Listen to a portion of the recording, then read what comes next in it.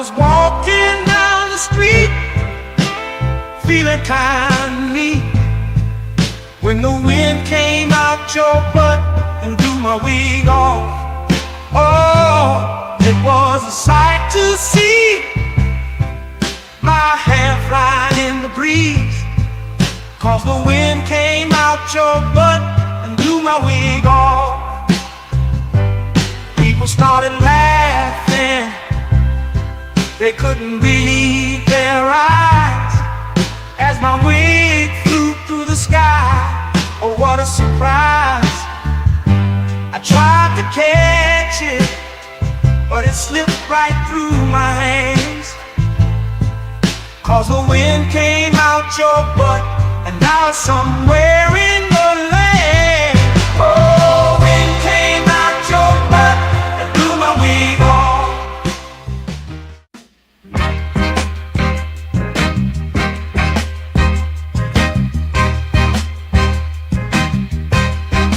Baby, you drive like shit.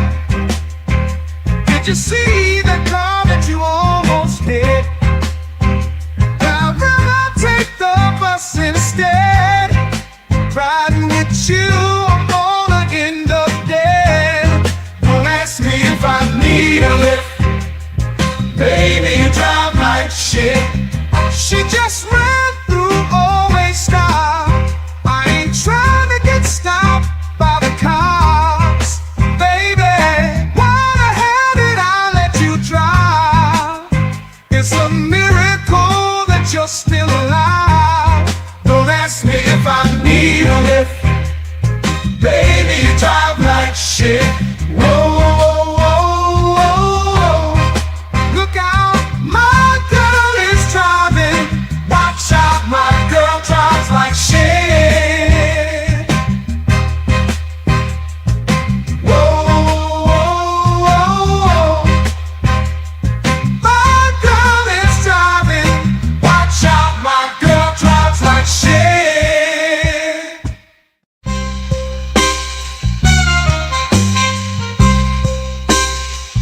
Whooping ain't over. Heard you think you're tough. Gotta let you know, I will fuck you up.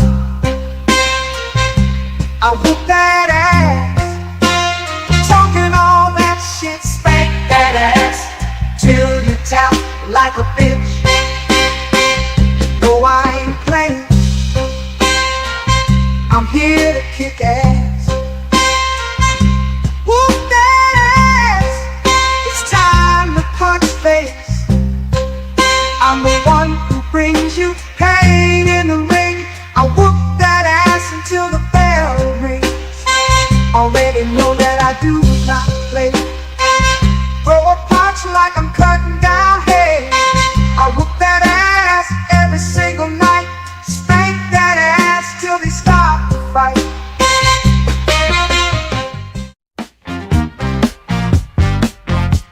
I'll tell you the story of a man, a radioactive tip in his hand. His hand grew 10 times its normal size to help him get his money on time. He knew if a bitch was telling a lie, which was 100% of the time. Superpowers to make a bitch listen, then get her naked with sex-ray vision.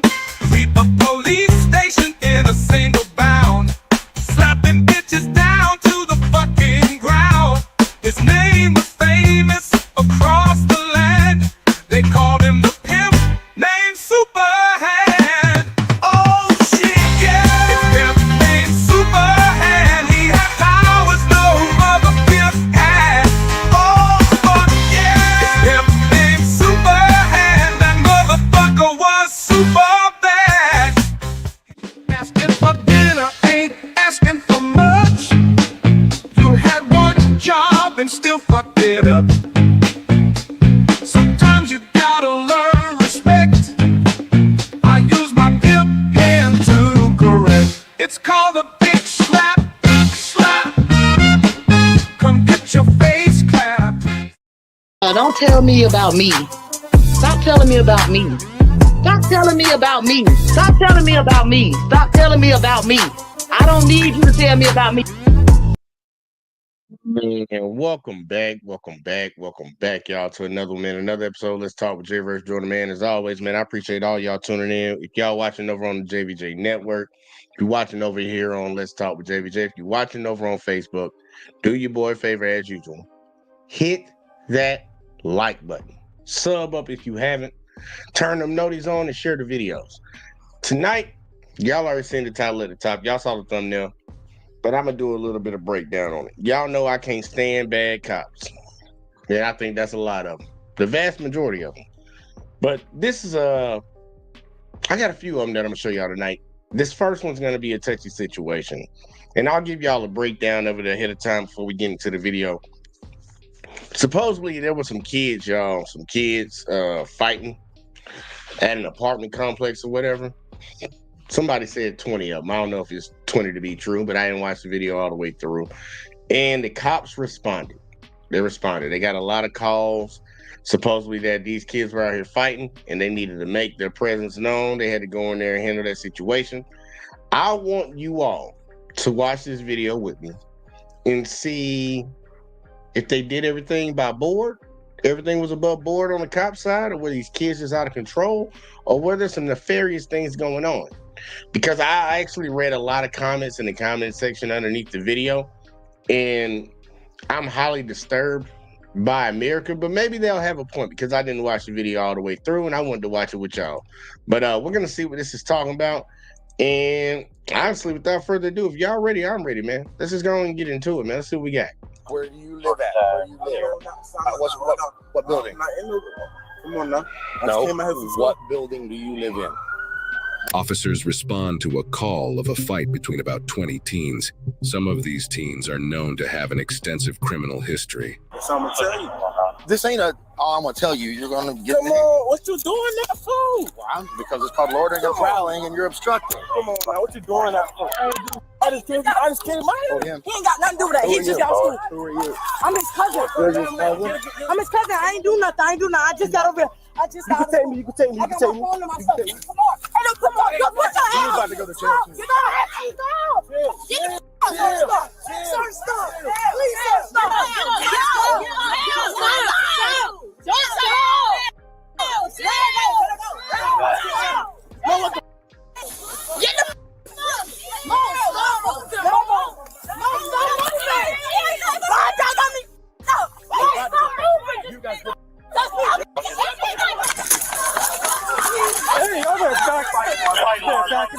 Back it up. It's my big sister, please. Yes, sir. I'm sorry. Me, bro. My big sister, bro. Please don't do nothing. Take me out these handcuffs. Get in the car. Step away. Big sister. Step away. For what? I ain't doing shit. Loitering and prowling. I'm carrying my own. Get the out of me, bro. We got nothing to do. We just game over here.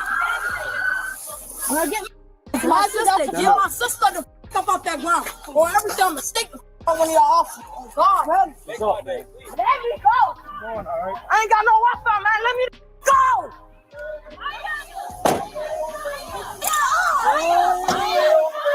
All right, here you go, y'all. We got to do a quick little breakdown. Uncanny said, my favorite type of woman. Shout out to Uncanny. We're going to do a quick breakdown. The officer started off by having a conversation with this young man right here. Now, remember, y'all, there were multiple calls about kids fighting in the neighborhood. We're going to go through this one more time real quick because a lot of things happen really quick. And let's see if this was status quo by the board, by the law. Well, since a lot of people talk about being law-abiding citizens, don't break the law and you won't get certain results. They got a call. They don't have a description of any one individual. It was just some kids fighting. All right? So they approached this young man right here. I don't know if he was fighting, but if he was fighting, he's got to be one of the best fighters in the world because his hair's not messed up, his clothes is not dirty, and, you know, they look pretty clean, got a book bag on. But this is how they approached this young man. They have no description of who actually was fighting, just a bunch of kids fighting. This is how the cops approached him. Come on now. No. What building do you live in? Officers respond to a call of a fight between about 20 teens. Some of these teens are known to have an extensive criminal history. So I'm gonna tell you. This ain't a, oh, I'm gonna tell you, you're gonna get Come on, what you doing that for? Well, because it's called loitering and prowling and you're obstructing. Come on now, what you doing? All right. They asked the young man where he lived. He said he stayed in that building over there. They asked him what building number. He said, that's all I'm gonna tell you. Officer proceeds to put him in handcuffs and then says that that young man was loitering and prowling and also obstruction. I don't know if anybody knows what obstruction is, but not talking to the cops and telling them what they want to hear is not obstruction. Obstruction is a physical act. You have to physically obstruct an officer. Kind of like what the big fat girl's about to do in a second. That's obstructing. But him not giving the actual address where he lives at is not a reason for you to put him in handcuffs. So I'm already seeing somebody overstep they boundaries. You cannot put a kid in handcuffs because you got a call about some kids fighting. And the first black kid you see, the first black young man you see, you ask him questions. He answers one of them and doesn't want to answer the rest of them. So you're going in handcuffs. But I know there's a lot of people in America that would think, nah, there's nothing wrong with that. There's nothing wrong with that. The cops, you're not helping the cops out. You need to go in handcuffs. I think those people need to stop breathing. Let's keep going. Going out. I just killed my him. He ain't got nothing to do with that. He just got school. Who are you? I'm his cousin. I'm his cousin. I ain't do nothing. I just got over here. You can take me. You can take me. I got my phone in my pocket. Come on. Hey, no, come on. Go put your hands. about to go to church. Get on. Now, what she just did, that's a crime. That's something that they can actually prove in court. That's actually a crime. That's the first crime I've seen done by any civilian. Now, I've already got a crime with the cops, but that's the only crime I've seen with a civilian so far. Stop. Stop. Sir, stop. Please, sir, stop.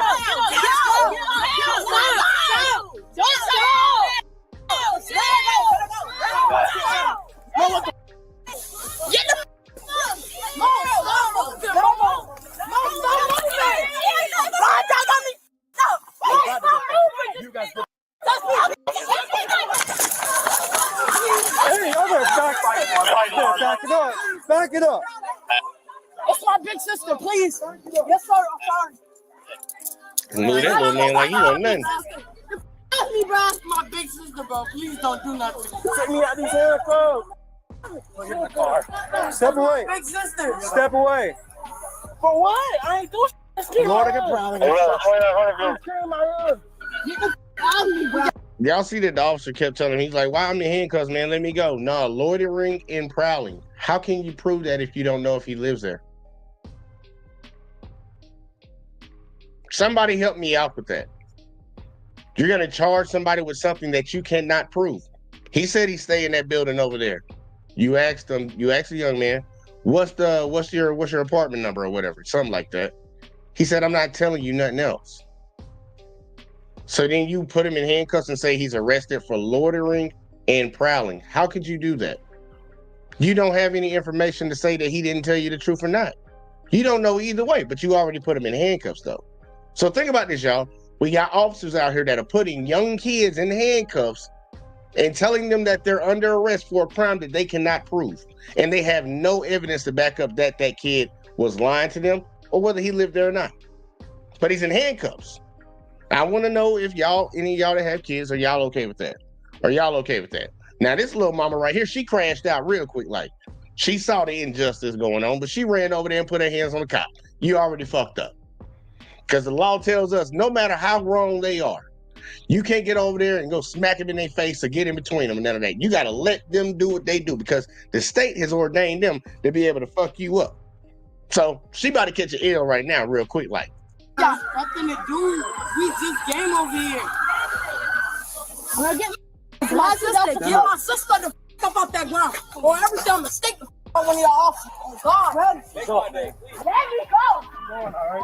I don't know what that little young man right there, he got a little hot mouth, little bad kid, obviously, but he don't like the way they handling his sister, but your sister did kind of run up over there on him. So, let's keep it going. You got no Wi-Fi, man. Let me Go!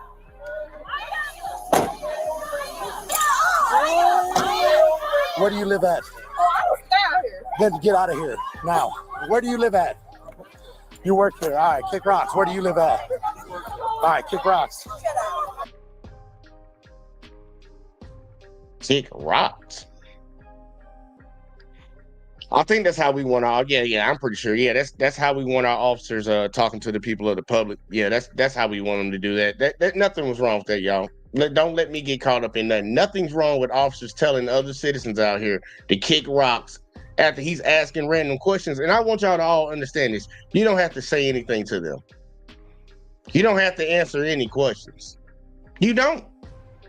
The only person in this world that can compel you, not this world, but in the United States of America, that can compel you to answer any question is a judge. Officers cannot. You ain't got to answer. Now, we already see we got one kid in the back of a police car because he didn't want to answer questions. And now the people that did answer questions, get the hell out of here. Kick rocks. Loving it. It seems, I wonder if they would do this in the suburbs. I just wonder. That one. Which one? Red shirt? That one. What do you mean by that one? Hey, okay, I get down. Call my mama. Yeah, real quick, what is he going in handcuffs for? That's another question. What's that young man going in handcuffs for? I know he ran over there, but he didn't attack the cops today. And they had already started trying to put him in handcuffs till his sister ran over there. But I guess they want to get him again. I guess so. Get him again. Shout out to Hurricane. Did he say kick rocks? Yeah, he literally said kick rocks. Kick rocks. Where do you live? Then leave. Where do you live? Get your hands out of your pants. Where do you live at? Where do you live at? Huh? Where do you live at? Why you in my face, cousin? All right, cool. Where are you getting hands from? So we're grabbing another one. We're grabbing another black man because he don't answer your questions. Okay.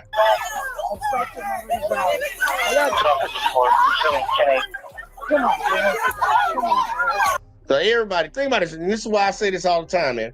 People always say there are a few bad apples. There's a few bad apples. Well, I just want to ask the question, where's the good apple in this bunch? So we're grabbing people and putting them in handcuffs for what crime? What crime can this cop articulate that he's actually witnessed? Kids outside of an apartment complex? What's the crime? But, we got another one going to jail. Or another one going to handcuffs. Nobody did to y'all. I didn't do nothing to you. Stand Yes, up. you did. That's all I did was put you in cuffs. Don't give me the about this guy. Listen to what he said. I didn't do nothing to you. He said all I did was put you in cuffs. Picture that, y'all. Let me say that to one of y'all. Hey, man, next time I go out, man, I think I want to put somebody in handcuffs that they don't have the key to get out of. I don't just put you in random handcuffs. Why you put me in handcuffs? I ain't do nothing to you. All I did was put you in cuffs. Because pretty much you're kidnapped now. Just so people know. Because if I did that to somebody or you did that to somebody, that's what they would call it. And that's what you would get charged with. You would get charged for kidnapping. But, all I did was just put you in cuffs. What crime? Once again, y'all, I'm going to keep asking the question. What crime? But this is perfectly fine in America, right? Me out of these cuffs and take me home. See how y'all just dropped our body cam? Calm down. Calm down. Calm down. If you don't live here, leave. He didn't even do nothing. Y'all just texted him. If you don't live here, leave. If you live here, go to your home. Come get my phone. Calm down. Come in and call my sister. I told you no. It's right. What is Novi? She want her phone. No. She ain't did shit, so why she can't get her phone? Stand back. Just ignore us, please. Yeah, just ignore me. We will. You want to go to jail? My no. Because they were just fighting, man. They tripping. Come to the gardens. They got her in the car, bro. Step away. Hey, I'm on the phone. Stop talking. Why you keep talking? Boy, just wait. Just wait till my daddy get out here, boy. On my soul. You get up, I ain't this. Y'all. Man, shut up, man. Chill out, bro. You all right? You get what? You all right? Man, they just arrested him too. Where do you live at? Where do you live at? All right, you're about to come here and talk to me. Where do you live at? I'm a man. Hey, good. You do have to talk to me. Watch me. Where do you live at? I ain't gotta ask you a question. All right, then cool. We're going to handcuffs. Come on. Number 5. Let me go now. Let me go. Another one, just grabbing anybody up, and if they don't want to talk to you, they go in handcuffs. Tell me, y'all, where in America do y'all think this is legal? That if the officers come up and say something to you, and you don't want to respond to them, they can put you in handcuffs. Somebody please explain it to me. Explain what state, what county, what jurisdiction this is legal in. Because I know some people gonna come in and try to defend the actions of the cops. And once again, where's the good cop at? Where's the good cop? Because as soon as he's been the one grabbing everybody. Every time he grabs somebody, what are the other two? Look at them. They ready to come help out too. And yes, Hurricane, you are right. He said number 5. Oh, he trying to rack up some numbers in his head. I don't know if he's trying to get to 10. I'm still trying to figure out what crime did they witness and what crime did all these people they grabbed commit. I'm still trying to figure that out. And the Hurricane said, this sounds like a pep rally gone wrong. It sounds like something crazy going on around here. Oh no, my phone. Called obstruction, loitering and prowling. I can do this all day long. Yeah, last time you talked to me, you said you're gonna kill us all. I didn't say that. So when you put one time out, you just put me in handcuffs because I didn't want to answer your question. That's called obstruction. That's not. And right now, loitering and prowling and obstruction. Do you know the rule of Not answering his question according to this top-notch cop is obstruction. We'll cover that a little bit later, y'all. We'll cover what obstruction actually is. I already told y'all earlier it's a physical act. Not answering questions. Do y'all know y'all have a constitutional right not to speak? So how can not speaking to the cops be a charge? It can't be. It goes against the Constitution. But they're telling this young man that he obstructed them by not answering their question. Then he hit him with loitering and prowling. For standing in a public area? Okay. Do I know the rule? Yeah, I know the rule. I know the rule. You just put me in handcuffs. So absolutely, it's not a rule. I'm not sure where you got that rule from, but that's not a rule. I don't have to answer your question. You're right. You don't have to answer my question. You can go in handcuffs. Now it's called. Listen to how he's talking back to this young man. How he's talking to him. Well, you don't want to answer my question, then you go in handcuffs. Amazing how you think that's the law and how you think that's legal. Shout out to Miss Ghosty. She said, if they're under 18, my bad, let me get that out of the way. If they're under 18, they should be calling their parents to pick them up. If anything, really, they just needed to tell them to leave if someone complained, but this is crazy. Yeah, you're 100% correct. Minors, they not even supposed to be trying to interview or interrogate any minors. I had it done to me when I was a minor. I didn't know what I was supposed to do. I thought I was supposed to talk to them. Because, people always say, just be respectful to the cops, answer their questions. Well, the kid didn't want to say nothing. And just because he didn't say nothing, you want to put him in handcuffs and put him in the back of a police car. If I put any of y'all in handcuffs and put y'all in the back of a car, I'm pretty sure I'll be charged with a felony if you're trying to kidnap you. I'm just saying. No crime can they articulate that these kids committed. They just keep throwing out this loitering and prowling and obstructing. Have any of us seen loitering and prowling and obstruction? I don't think we have. I don't think we have yet. Loitering and prowling and obstruction. Have a seat. We need more cars. Oh, he want to get more. Do you live out here? Yes. Okay, what apartment do you live in? No, I don't live in I live down the street. I live here, but I don't live here. Your mother, you live here? Have your mother come see me. I'm not even paying with you. Appreciate it. This is the way this works. If you do not live on this premises, then you are loitering or prowling, which means you are required to identify yourself to me. If you do live here, and I ask you your name and where you live, and you can't provide it, now you're required to quell my suspicions that you're not loitering and prowling, which is why you're in handcuffs in the back of my car. Now, what's your name? Cameron. I don't want you to be in handcuffs, but I want to take you to jail. I would much rather call your mom to come pick you up. This cop just coerced this young man to give his name without his parents being present. I'll sue the shit out you. Already for having him in the back of the police car in handcuffs because you can't articulate a crime that he actually did because you don't know if he lives there or not.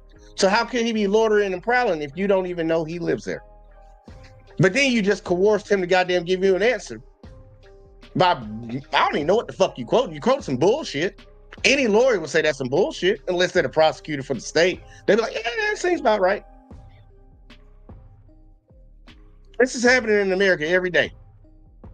And I understand some people will see it and they'll be like, it ain't happening to people that look like me. I don't care. It's going to be happening to you, because that's why I like to cover a lot of videos where the cops are fucking up white people. I got something coming for y'all. Get ready for it. Yeah, kids too. It's amazing.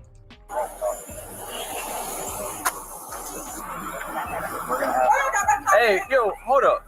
Chill out. First of all, we're going to start this whole thing over. How y'all doing? Good. I'm her mother. Why is my daughter in Your handcuffs? daughter is in handcuffs because she was fighting and then thought it was a good idea for her to try to swing on the police. I don't have to. So as of right now, your daughter is about to go to the juvenile detention center.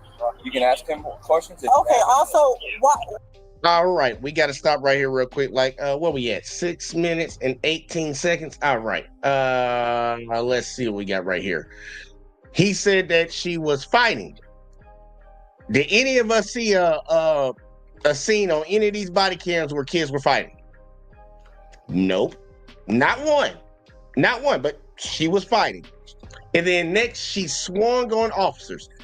Let's see if she swung on the officers, because we actually do have that on body cam where her interaction with the cops were. Did she swing on cops? You know, I just got over here.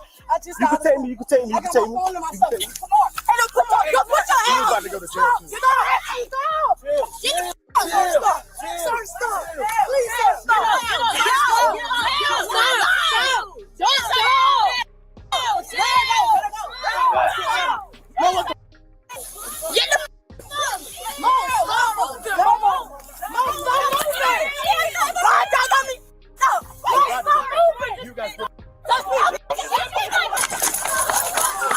Hey, other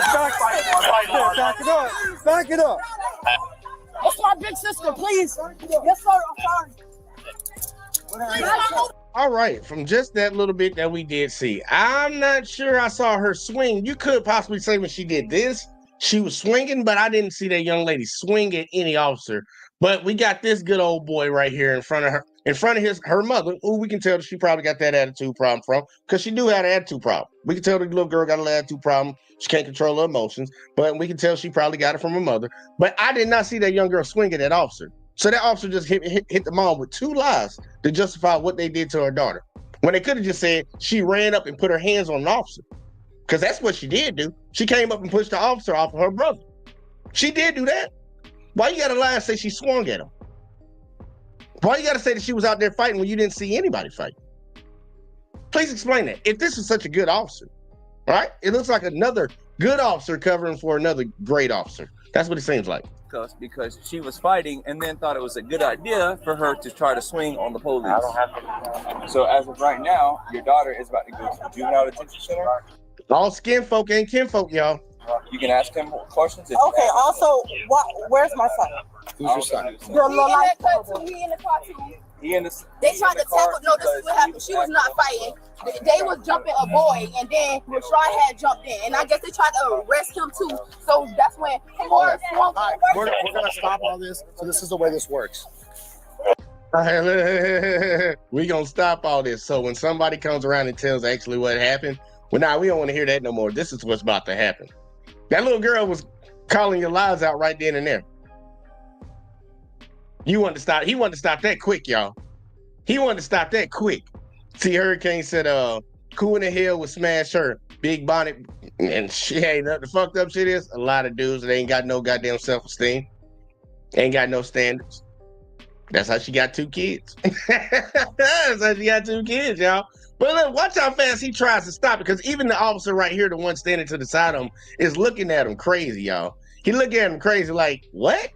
Little girl just came out and spit exactly what happened quicker than you could with telling your lies. Look at his face. He's looking at his dude like, bro, you told that bold-faced ass lie. What you gonna do now? She's telling on you. What'd he say?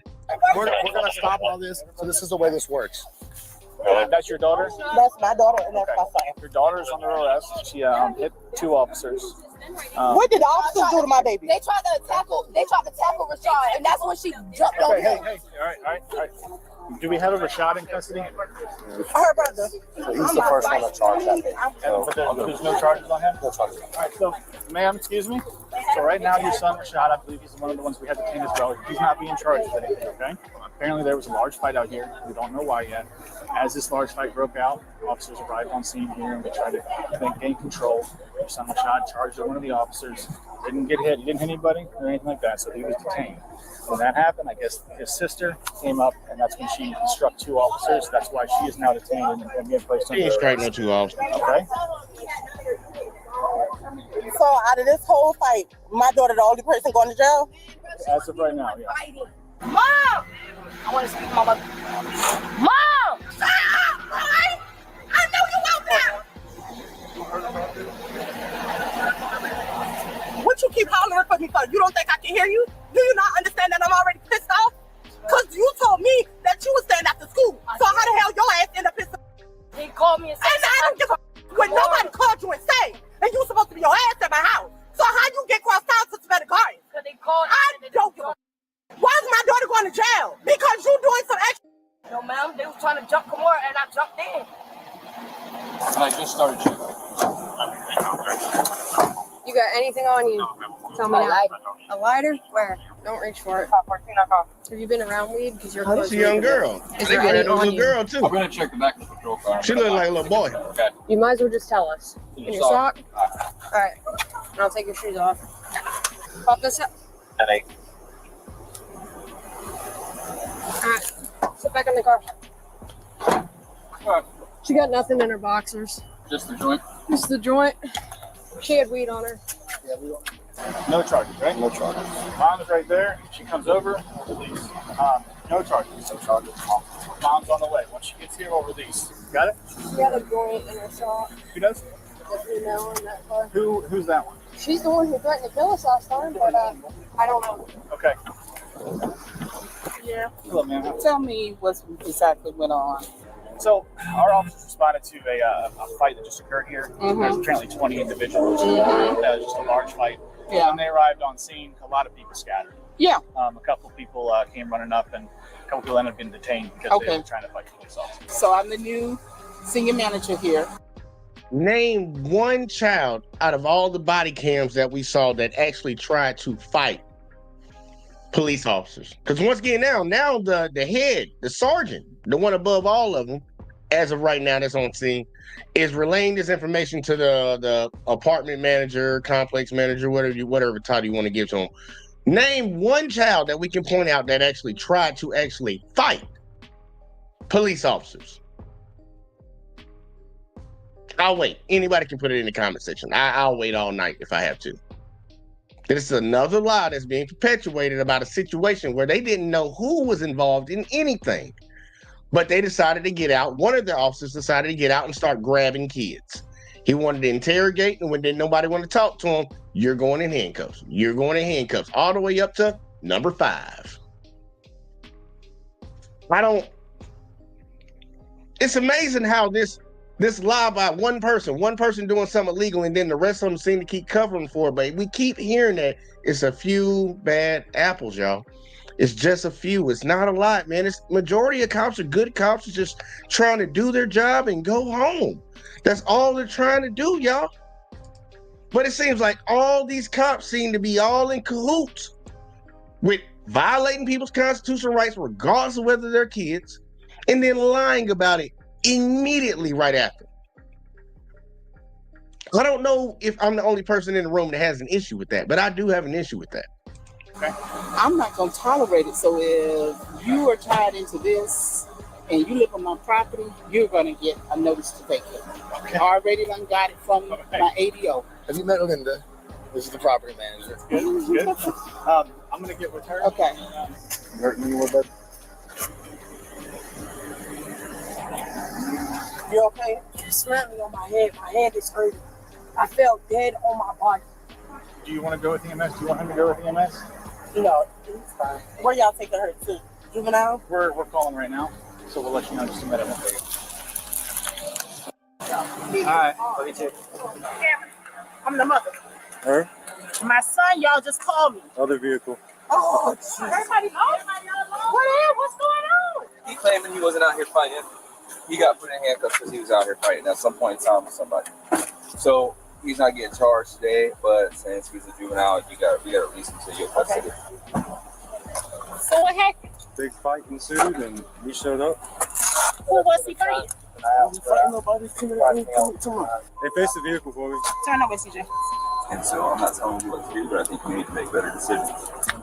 I didn't say. So, He'll be. How should a child make better decisions when you can't even prove the fact that he was fighting? Because if he was fighting, you could have took him to jail. You told him that he was fighting. You told the mother that he was fighting. And then you turn around and tell the kid to make better decisions. He was the first one y'all made contact with. And wrong, y'all, what was he doing when we first seen this young man pop up on body cam? We can rewind back. This is what this young man was doing. Where do you live at? Where do you live? What building? Come on now. No. What building do you live in? Officers respond to a call of a fight between about 20 teens. Some of these teens are known to have an extensive criminal history. So I'm gonna tell you. This ain't a. Oh, I'm gonna tell you. You're gonna get. Come on, what you doing there for? Well, because it's called loitering and prowling, and you're obstructing. Come on. I thought he was fighting. That's what you just told his mother. But the officer runs up and grabs him after the kid didn't want to tell you which building he lived in. But he was fighting though, right? So they ain't got no problem lying to the public. Obviously, all skin folk ain't kinfolk, y'all. I'm trying to tell you, all skin folk ain't kinfolk. And that uniform does not stop you from lying. I done called out, I don't know how many lies just from one situation right now. But a lot of people are still come around here and suck the cock of these motherfucking bootlickers. Well, they bootlickers, the one who's doing all that sucking. But these motherfuckers ain't right. They ain't right. They'll come and defend these people when somebody go upside their head for doing shit like this. Oh, how could you do that to an officer? Lying right out, like lying to your teeth, and you have a camera. Think about this, y'all. They have a body cam on. They got a big old camera sitting right here on their chest. Recording everything that happened. People can go and FOIA that information and find out you lied. Don't care at all. Know why? Because if the rest of them out there would defend each other, everybody inside of that office would do the same thing too. Your politicians will protect them, your senators, all that shit. They will all protect them and cover that shit the fuck up. Y'all can't prove that boy was fighting, but you keep telling his mother he was fighting. You threw him in handcuffs because he didn't want to talk to you. That's what happened. Yeah, you might have got a call about some kids fighting. You had no specific description of any kid, so you just started grabbing kids. It's like, man, look, y'all know we just had a recent situation up there in New York where the CEO of that United got deleted. It was a white guy that did it, right? Did you see them people in New York just snatching up every white guy in the area? No, you didn't see that. You didn't even hear about it. They weren't going around just snatching up white folk. But here you go. You heard of fighting. It's the black kids fighting. Snatch up every kid you see. Snatch everyone up. That's crazy. That's so crazy. And then Hurricane said, I don't see no fathers. I ain't see none either. Unless some of the cops are fathers. I ain't see none. He get charged today, but since he's a juvenile, we got to release him to your custody. So what happened? Big fight ensued, and we showed up. Who was he fighting? Nobody. Come on. They faced the vehicle for me. Turn over, CJ. And so I'm not telling you what to do, but I think you need to make better decisions. I didn't say. So, He'll be outside. I'm just saying. The only point that I'm trying to make. We have to take photos. Hey. The point that I'm trying to get him to understand is regardless if he gets into stuff or not, who he hang out with, he don't need nobody. When y'all approached him, that kid was by himself. So why are you making assumptions, buddy? Just because he was in the area where somebody else might have possibly did something, you have no proof that kid did anything. You need to shut the fuck up and go on about your business before somebody put a lawsuit on your head. Hang out with somebody. No, that's my son. He's not a problem child. No. Anything else? Nope. Y'all are good. Thank you. Every black child is not a problem child. I didn't say he was. You just said how he gave. You just insinuated that he was. You need to make better decisions. If he's making bad decisions, that's the only reason you would say that. The fuck you talking about? Y'all put my child in handcuffs because he was walking? So you believe your child over the police? Yeah. Okay, what up, I do what I raised. Okay. So out of all the kids that was actually fighting, y'all just detained the kids. Man, look, we gonna play that back again. Salute to that mother right there. Salute to that mother right there for saying exactly what she just said. I didn't say he was. You just said how he was just walking. Y'all put my child in handcuffs because he was walking. So you believe your child over the police? You're goddamn right. Okay. So out of all the kids that was actually fighting. She said, I know exactly what I raised. The kid didn't seem, look, out of all the kids that were out there, the first one that they grabbed, he didn't seem rude. He just didn't want to answer your question. He did not seem rude to you. He didn't cuss at you. None of that nonsense. I didn't hear one cuss word come out of that kid's mouth. He just didn't want to answer y'all question. And you threw him in handcuffs because of that. And then try to tell the mother of that kid that he needed to make better decisions. And then when you ask the lady, so you gonna believe your kid over the police? Yes. I mean, what kind of question is that? Yes. She knows what she raised. That's what she told you. She knows she raised. And why the fuck would she believe y'all when y'all been out here lying the whole time y'all been out here? Y'all just been grabbing little black kids. Let's be real. Call it for what it is. They've been out here grabbing little black kids. Juvenile black kids. Not trying to figure out what happened. Not trying to figure out who was involved in it. Just grabbing black kids. Putting them in handcuffs and putting them in the back of a police car. That's what you've been doing. Yeah, that mother goddamn right. I believe my child, not you. Because you a lie. And guess what you've been doing? Lying the whole motherfucking time. And all your friends lying right with you. Get the fuck out of here with that nonsense. And y'all just detained the kids that wasn't. So this is the way it worked. When I rolled up, everybody scattered. Okay? So I don't know who was fighting, but if they don't What'd he say? What'd he say? What'd he say? What'd he say? What did he say? What did he say? Tell it on yourself. Get a lawsuit. I'll sue their ass right now. What did he say? And y'all just detained the kids that wasn't. So this is the way it worked. When I rolled up, everybody scattered. Okay? So I don't know who was fighting, but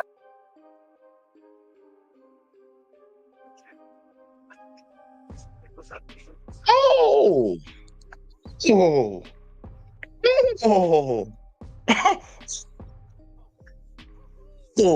Say it one more time. Say it one more time, Mr. Officer. That wasn't. So this is the way it worked. When I rolled up, everybody scattered. Okay? So I don't know who was fighting, but You need to leave. Go on, get the fuck out of here. Go on, get the fuck out of here. She need to go get her a lawyer right now. Now your daughter, she gonna get a charge. She gonna get a charge because she did put her hands on the officer. I ain't say she hit him and none of that shit. She put her hands on him. They'll charge you with that. You're gonna have to deal with that one. Get a lawyer. They put your other son in handcuffs. They threw him on the ground twice. Get a lawyer. Every mother of every child that was out there that got put in handcuffs need to get a lawyer right now and sue the dog shit out of these fucks. You did not know who was fighting, but you still put 5 of them from his count. If I'm right, y'all, if the count's right off of what the officer said, you put 5 kids in handcuffs and put them in the back of a police car. Because of what? Because of what? But, you know, there's going to be many Americans that don't see nothing wrong with it. Many Americans don't see nothing wrong with it. The cop just admitted on body cam that they didn't even know who was fighting, but they started grabbing people, though. We'll figure it out afterwards. That's how it is. Come in, shoot first, and then ask questions later. It seems to be true, right? if they don't live here, it's called loitering and prowling. What's your name and badge number anyway? We have a badge. Officer Johnson, 16. Okay, fine. Let me get it. I don't have a card, actually. Y'all gonna just go put him in handcuffs. And Because- y'all ain't got a reason, so I don't. He wasn't fighting. He wasn't fighting. He just was coming from my sister. He wasn't even fighting. Since you got him on the video camera. Coming to the house and coming from school. Uh-huh. Y'all is sucking out. Y'all better go to the ones that y'all need to go to. You guys tell me what happened. Stop that. Stop it. No, you ain't coming out until your mom says so. Send them right back in there for me, please. Yeah. Send them back in there. Can anybody tell me what's going on? We got a call that there were about 20 children up here fighting. So when I showed up, everybody scattered, and he refused to identify himself, refused to give me his name, his birthday. So at that point it became obstruction. He went to handcuffs to be detained. That's why he was. We're not going to pursue. Listen to him explain something that's not the law. Y'all hearing this guy explain something that's not the law? He's giving his whole rundown. Any lawyer would eat this shit up. Eat this shit up. Lady, I understand you probably got issues with your son at home. His daddy probably ain't around because ain't no telling what the hell been going on in that household. But I hope you understand truly. I hope you see some of these YouTube videos of people covering this stuff that's going to give you the real information. What they did to your son was illegal. If you having some financial troubles right now, it seems like you got on a nursing outfit, you should be making decent money, but you need some extra money. You might want to listen to some of the people that's telling you something. Go get a lawyer. FOIA request all their body cams and sue the dog shit out of them. Even if it takes you 2-3 years to get that money. Sue them. What they did to your son was illegal. He does not have to answer their questions. Everybody has a Fifth Amendment right to remain silent. He don't got to talk to them. Just because I don't want to talk to you don't mean you can charge me with obstruction. Only a judge can make me talk. Only a judge. Not no cop on the street. But I know she got some issues with her son, so she gonna take this story and go on about their business, and he ain't gonna like cops, period. Can anybody tell me what's going on? We got a call that there were about 20 children up here fighting. So when I showed up, everybody scattered, and he refused to identify himself, refused to give me his birthday. So at that point it became obstruction. He went to handcuffs to be detained. That's why he didn't. We're not going to pursue those charges and release him to you. What are the charges? Loitering and prowling and obstruction. But Do you know what your charges are? Listen, if I ask you one more question and you shake your head at me and you ask me with attitude, they can go ahead and take you because I'm getting sick of this. Why didn't you tell this man where you live at? This man ain't lying on you. I know your attitude. This man is not lying on you. Ma'am, that man is lying on him, whether you know it or not. You should not have came down here. It is a phone in the schoolhouse that you can use, and several phones there. Somebody is coming to get you. You know that. And then you got an attitude. Ma'am, thank you. Ma'am, I'll be honest with you. Your son might have an attitude outside of this situation right here, and yet y'all should work on that. But I would have an attitude too if I was put in handcuffs for not wanting to answer a question by a police officer. I would have an attitude about that too. Just throwing that out there for you. And I think you would too. On my phone, no, he arrested me because I didn't want to answer his question. Okay, Camaro, what's wrong with that? Camaro, you are. Here go another one that don't know shit about the law. That don't work like that. I talked to her dad. The paperwork will be sent to that address that they live at over in Iowa. All right, so just wait for the court date. So I called the jail to see if they were going to take her, but the jail wasn't going to. That's literally the only reason she's not going over. Gamora was charged with felony obstruction, loitering and prowling, and 2 counts of battery. Gamoria was charged with possession of marijuana, obstruction, and loitering and prowling. The others were released to the care and custody of their parents. One parent made it clear that the blame for the entire situation was the fault of the police, who responded to numerous 911 calls related to a large fight. They are innocent until proven guilty in a court of law. Yeah, they say innocent until proven guilty in the court of law, but obviously that ain't how this situation works in America. Regardless of what the law says, you presume guilty as soon as the cops put cuffs on you. Everybody in society is going to view you as guilty. Shout out to Brick Slinger. Salute, salute, salute. Look, man, the one girl, there's only one person in this situation that actually should have went to jail and should actually have charges. And that's the big girl that ran up and pushed the cop when he was trying to put her brother in handcuffs. That's the only one. That's the only one that should have went to jail or should have had a charge. The one that they found a blunt, and I know some people say she had a blunt on her. The one they found a blunt on, them charges gonna get thrown out if the mother gets a lawyer. And I'll tell you why them charges gonna get thrown out. Once again, ask the question. Why was that girl in handcuffs? And there's your answer. You put her in handcuffs, put her in the back of the police car, searched her, without a charge. You found the weed on her after you searched her. What's that old saying? Any evidence, any fruit that's bear from a rotten tree, whatever. It's a term they like to use in court all the time. You already illegally detained her. A judge get that, a lawyer get that thrown out. A judge would dismiss that. Nope, leave her alone. We're not dealing with that case because you would have never found anything on her if you didn't illegally arrest her. Gotcha. We ain't trying to hear that nonsense. Hurricane said the big girl sound should have ran up with the blammer. Hey man, look, I don't think she right for doing what she did, but she the only one that had some heart out there to defend some bullshit when she saw it happening. And I honestly don't even think she know right from wrong in the grand scheme of things, but she knew what was happening to her brother wasn't right. Her brother ran up trying to be like, no, leave him alone. And they grabbed him up, grabbed her little brother up real quick like. And when she saw her brother getting hemmed up, she ran over there to defend her brother. We need more people that'll stand up for some shit when they see it ain't right. I'm gonna interrupt you. You gotta be a little smarter about how you go about it. You gotta be a little bit smarter about how you go about it because this ain't it, man. This is not it at all. But once again, we ain't done, man. We ain't done because I know I read the comment section underneath that video, and it really disgusts me with some of my fellow Americans. It really disgusts me with some of my fellow Americans because they only see what they want to see, and I think they've been blinded and conditioned to believe certain things. I'm gonna show y'all some of these comments that were underneath here, man, because this was ridiculous.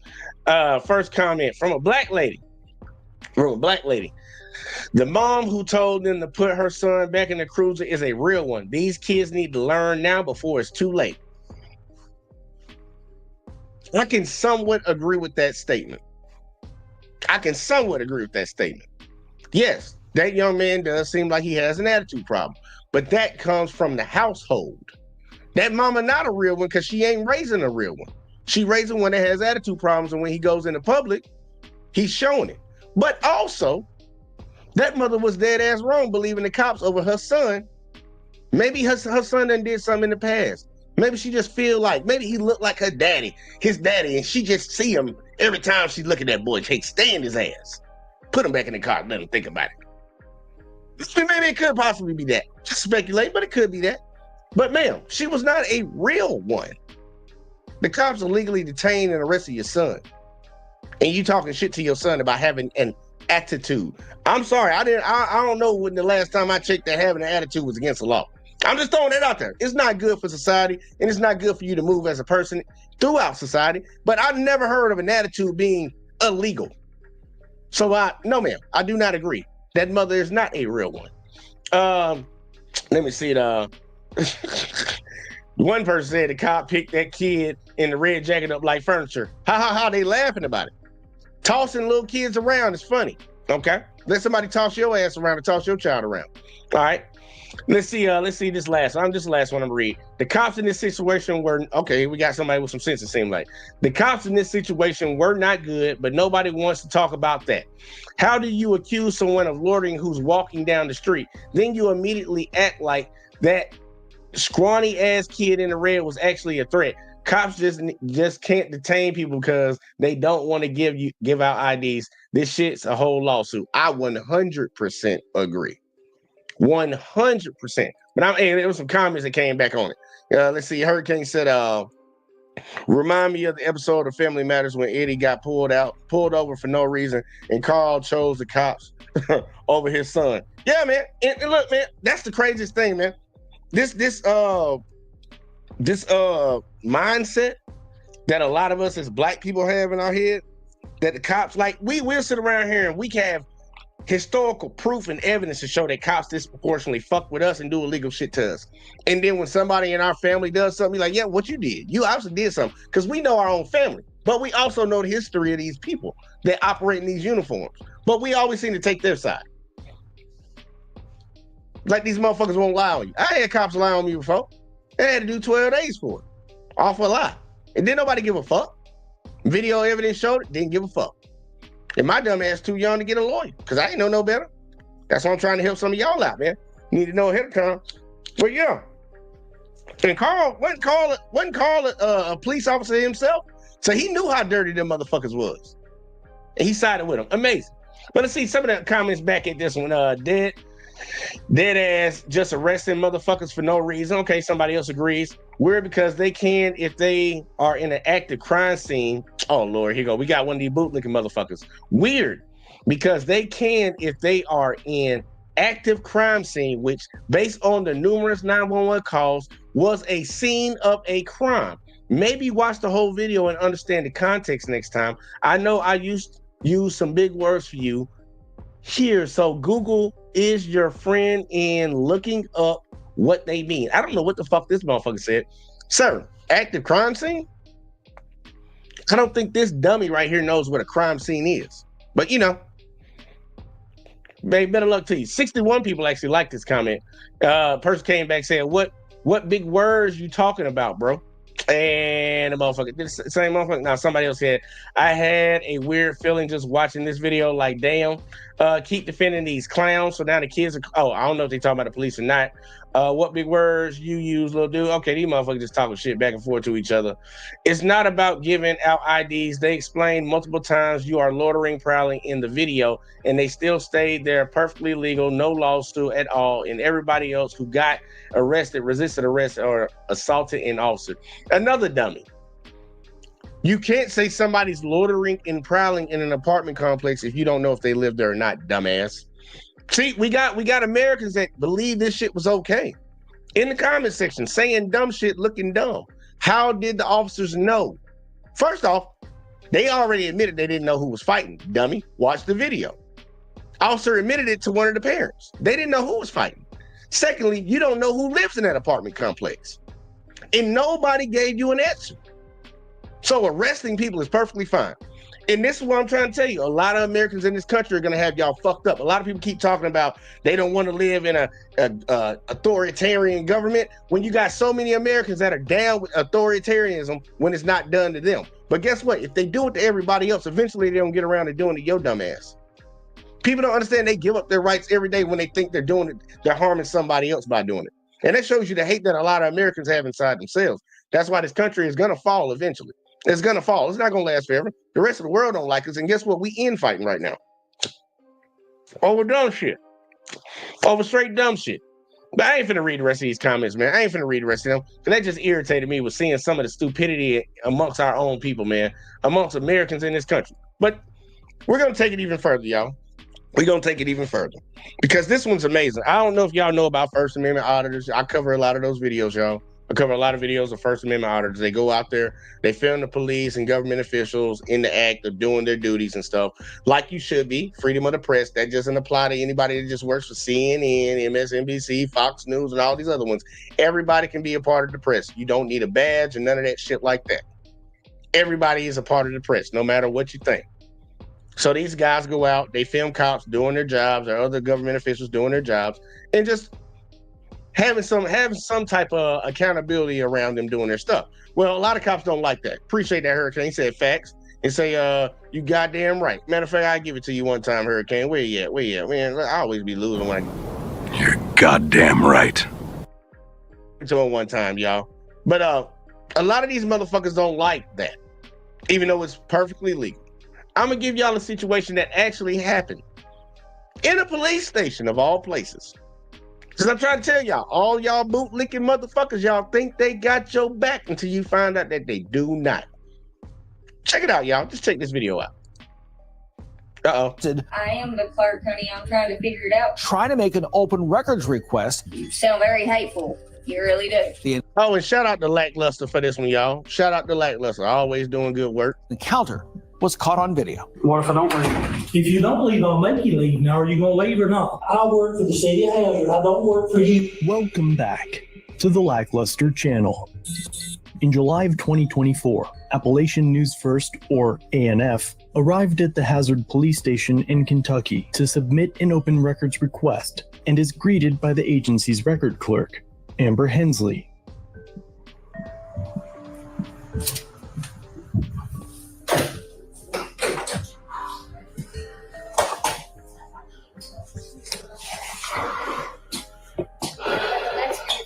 Hello? White chicks and gang signs, good gang signs. I was going to do a record request, and I wasn't here early enough the other day. A record request? Yeah. Okay. Who is it? An accident? It's like I got like 5 of them. Accident reports? Like No. Wreck? Just like basic stuff, like a list of all employees and hire date and salary, and then like which, like a background check on them, or just like their person, media. I got a YouTube channel. Like a personnel file of each officer, or just like Of the officers? yeah. He need. Real quick, shout out to my boy Dunn up in the building, Moses. Mr. Roll the Tape said, "What up, truth teller?" Man, you already know, got to keep telling truth tonight, telling some truth, showing the ugly side of shit that people don't want to see. I mean, not their actual like complaints and stuff like that. Just their hire date, their name, salary. Well, they can't release the salary. Oh yeah, they will. That's absolutely public record. You can ask him. Not unless you work here, they can't. Well, just take my request and send it to your clerk, and they'll deny it.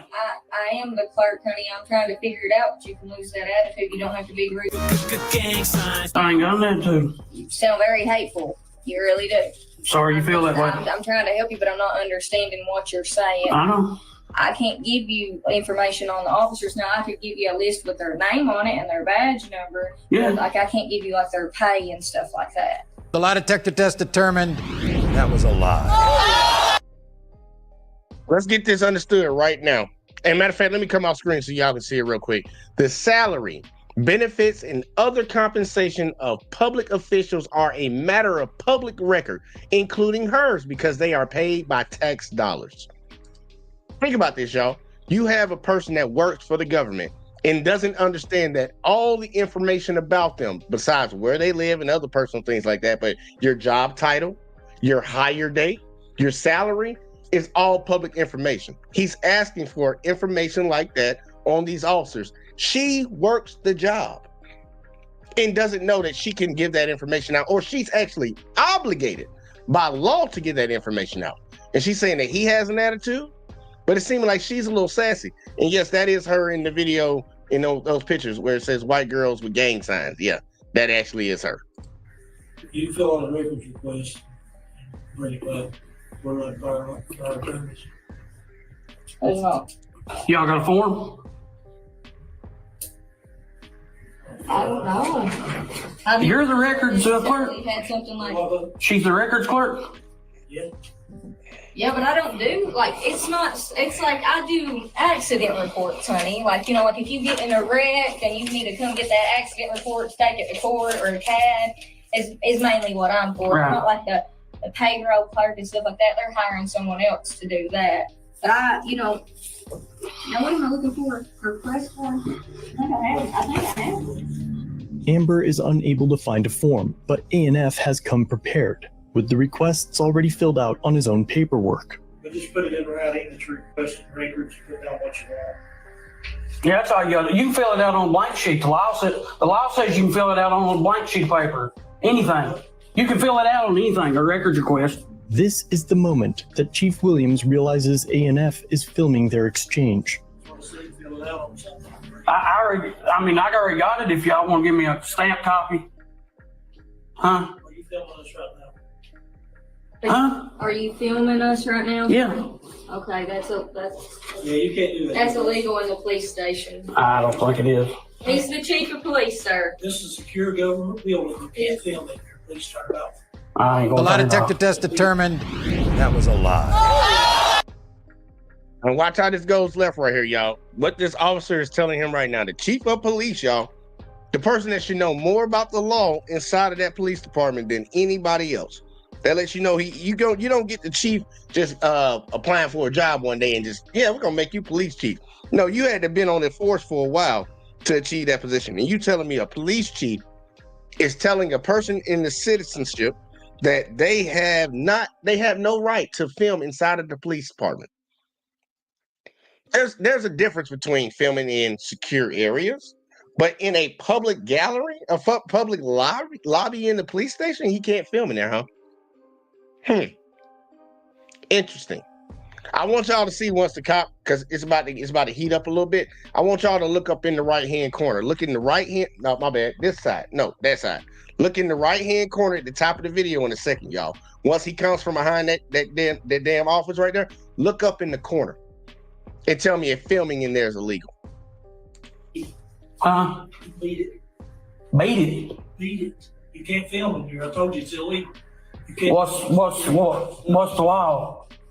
You want me to Wait just a minute, I'll show you. Instead of looking for the law to show ANF, because one does not exist. Chief Williams immediately exits from behind the front desk. I did trace you off the list. I know it's a little harder to Turn your camera off or leave. What, bro? I told you this is a secure government building. You cannot film here. I disagree. I don't care. Well, what if I don't leave? If you don't leave, I'll make you leave. Now, are you going to leave or not?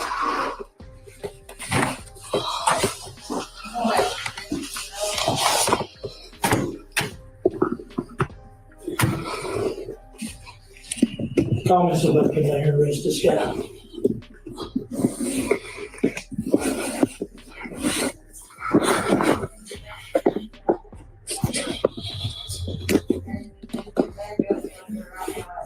Why are you doing this?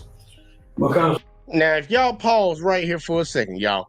If y'all look right above that pasty bastard's bald head, look right above that pasty bastard's bald head. What is that right there? Is that not a camera that's recording in a public building? Now, I know some people say, well, we're the government. We're allowed to record inside of our buildings. You're not allowed as a citizen who pays the tax dollars for that building to record inside. It is not illegal for him to record inside of there. And that's why I think this man right here is about to stand on business, because this is an easy lawsuit. This is an easy lawsuit. First off, I came in here to do a public records request. Y'all being hard about it, being very difficult about giving me the information I need. That is legal. I'm legally allowed to obtain that information, but you trying to act like y'all don't know nothing about it. You ain't supposed to do that. So now that you see I'm recording, you're trying to tell me to get the hell, kick rocks, beat it. Beat it. Get up out of here because you're recording in here. While we're also recording in here too. Like, come on. Why does this police chief not have a body cam on? Y'all ask yourselves that question.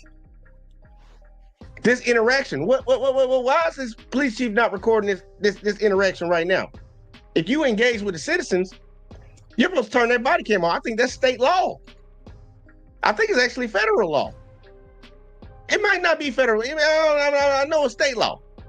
I know it's state law. He's supposed to be recording this interaction. He ain't recording that. Now, I want y'all to pay very close attention. It's a good thing that citizens, and I tell everybody, record everything. When you're dealing with a cop, record everything, because that's going to be very important a little bit later. And let's see, Job said, a camera. There's a camera right up there.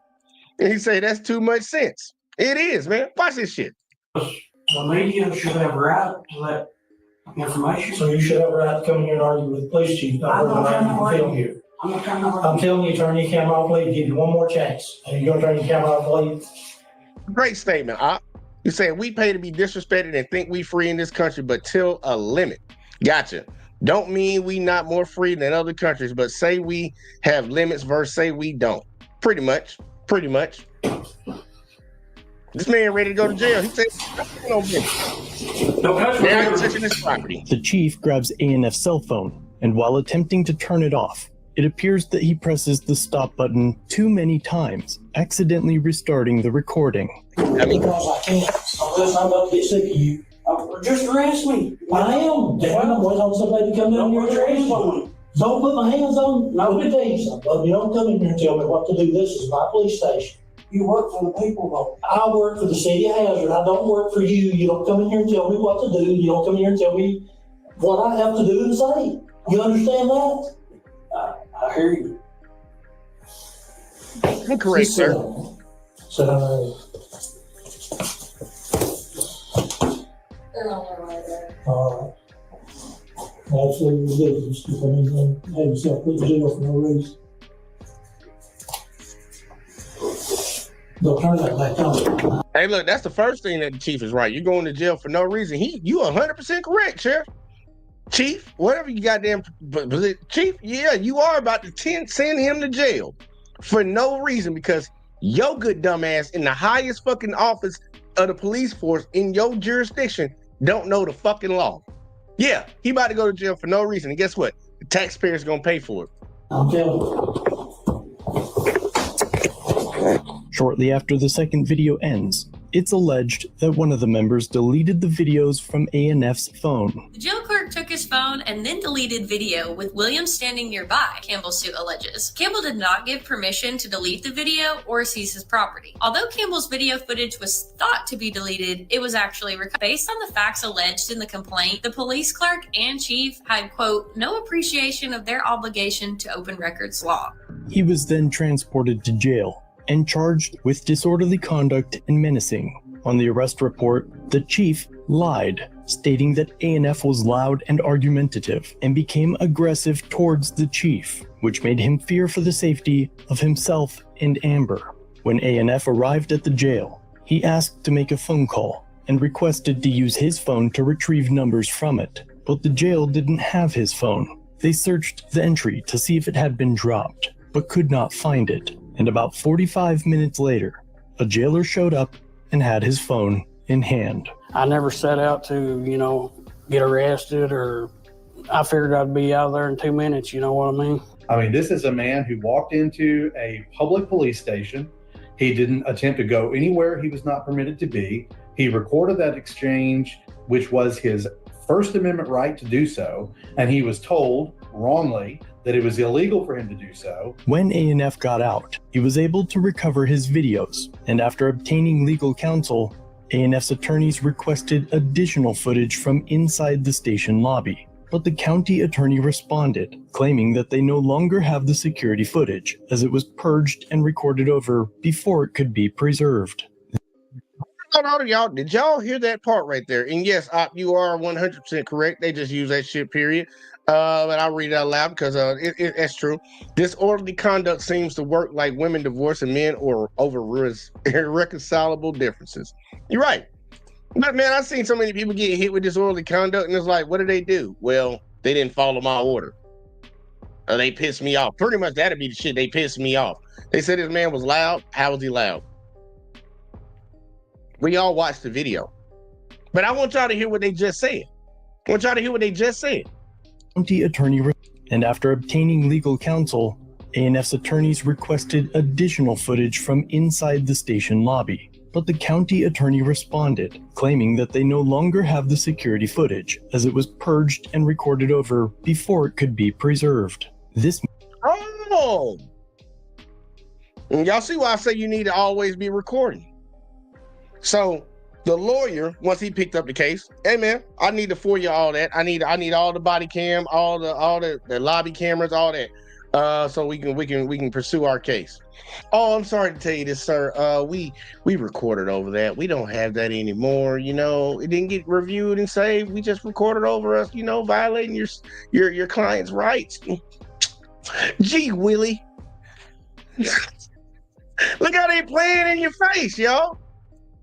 Look, a slap in his face is a slap in all of ours.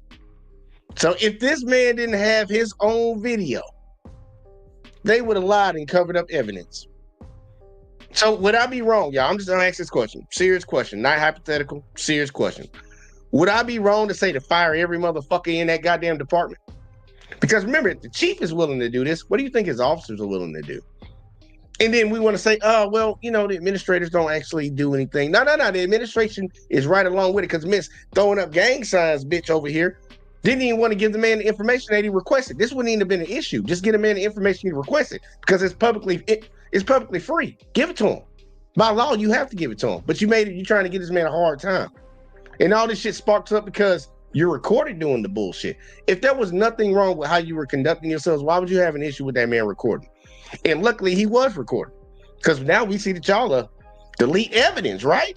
Of your own wrongdoing. Amazing. You see, Moses give me the shit, 18 USC 2071. State records have to be held for 10 years. Think about that, y'all. Violating laws while pretending to be the law. This some bullshit, y'all. Means that instead of collecting all evidence of ANF's alleged crimes to convict or exonerate him, the videos were disregarded or purposefully deleted by the agency. Fortunately, ANF was able to show his own footage to the prosecutors, and his charges were dismissed. Campbell says the charges were recently dismissed after the county attorney watched his video. He's now suing for false arrest, malicious prosecution, and violation of the Kentucky Open Records Act. Just because you ask questions of your government, it doesn't make you a sovereign citizen or anti-police. We're talking about police officers that are the very people that require people like you and me and other members of the community to comply with the law. If they get to choose and pick and select which laws are the ones that are followed and which ones are important, well, then the entire rule of law falls apart. Well, I think that's a little insight to what he thinks of the average citizen and the taxpayers. Now ANF. No. We need to go back to what that lawyer just said. Because it's very important what he just said. Are the very people that require people like you and me and other members of the community to comply with the law. If they get to choose and pick and select which laws are the ones that are followed and which ones are important, well, then the entire rule of law falls apart. Well, I think that. And it already has. And it's going to stay falling apart until we start saying something about it. We start calling this nonsense out. And when you hear your fellow Americans, let's say you start to get to the point where you share these type of videos with people and they start pushing back on it, no, you need to push back on their ass hard, because that's the only way we're going to stop this bullshit from happening. If we have to follow the law, the people that are out here to enforce the law have to follow it too. Have y'all ever noticed where you'll have a big pharmaceutical company put out some medicine that the FDA is supposed to be checking, but obviously they ain't checking shit, and it deletes a big number of people? Why don't we see people going to jail that produce that drug? Why do all that we ever see is fines? Because if you poison a whole bunch of people, you know you're going to fucking jail. You know that. You know you going to jail for that shit. But no. The people that we put in power, we hold to the least standard, the smallest standard. But the average day citizen, me, you, everybody else, Joe Blow down the fucking street, crackhead Willie round the corner, we gonna hold him to the highest standard of God. And if we fuck up, we throwing the book at them. But the people that are supposed to be enforcing this bullshit, we give them slaps on the wrist. These fuckers deleted the information, illegally arrested this man, charged him with it. And the only reason the charges got dropped is because he showed the prosecutor the information. So pretty much the prosecutor in with the bullshit, because he was going to prosecute that man to the fullest extent of the law, going off of what his buddy said at the goddamn police department. That's why this system is fucked up. And people don't want to say nothing about it. Everybody want to be cool when they fucking up somebody else that you don't like. I'm trying to tell you, bitch, it's coming around full circle. And that's why I said it when I first started covering cop videos. A lot of people think that they just doing this shit to blacks, Hispanics, and other minorities. Nah, motherfucker, they doing it to y'all too. This good white man walked in there to get some records requests and he recorded his interaction. And they put that man in jail and put charges on his head. Then when he tried to fight the charges and get the information to prove that he didn't do nothing wrong, they deleted the shit. They deleted it. Talking about, oh, well, you know, we accidentally recorded over that. Let you accidentally do some dumb shit like that. And wasn't all these people losing their motherfucking minds when they was talking Hillary Clinton them are burning the laptops and the hard drives. Y'all wanted that bitch in jail for that shit. Couldn't prove that she did it, but y'all wanted her in jail for it. Well, we can prove these motherfuckers did it. Do you want them in jail? I guess not. Come on, man. We gotta be real, man. Americans gotta take that fucking tribal bullshit out of their fucking system. Hating on your fellow American, because that's why shit like this continues to happen. That's why shit like this continues to be perpetuated in our society. Because we got so many people that are okay seeing a fellow citizen getting fucked up because obviously they probably got some vendetta against the motherfucker. They don't like that group of people, whatever the fuck it is. But guess what? They're gonna be at your goddamn front door next Tuesday. Just wait for it. They're gonna be at your front door next Tuesday. You better start calling this shit the fuck out. Because I promise you, us as citizens, we can't beat these motherfuckers in a fight. I've been in the military. We can't beat them in a fight. You're going to have to do it the legal way. You're going to have to do it through the courts. You're going to have to do it through your politicians. But you're going to have to put motherfuckers up there that'll change the game. Not motherfuckers that's about to go in there and get rich real quick like. Know what I mean? I don't know if you know about that. And fuck Kamala too. Because I know some people going to take that and be like, fuck Kamala too, man. Ain't none of them motherfuckers good. You see, Hurricane said, remember Dr. I can't say that name, Dr. K. I can't say that name.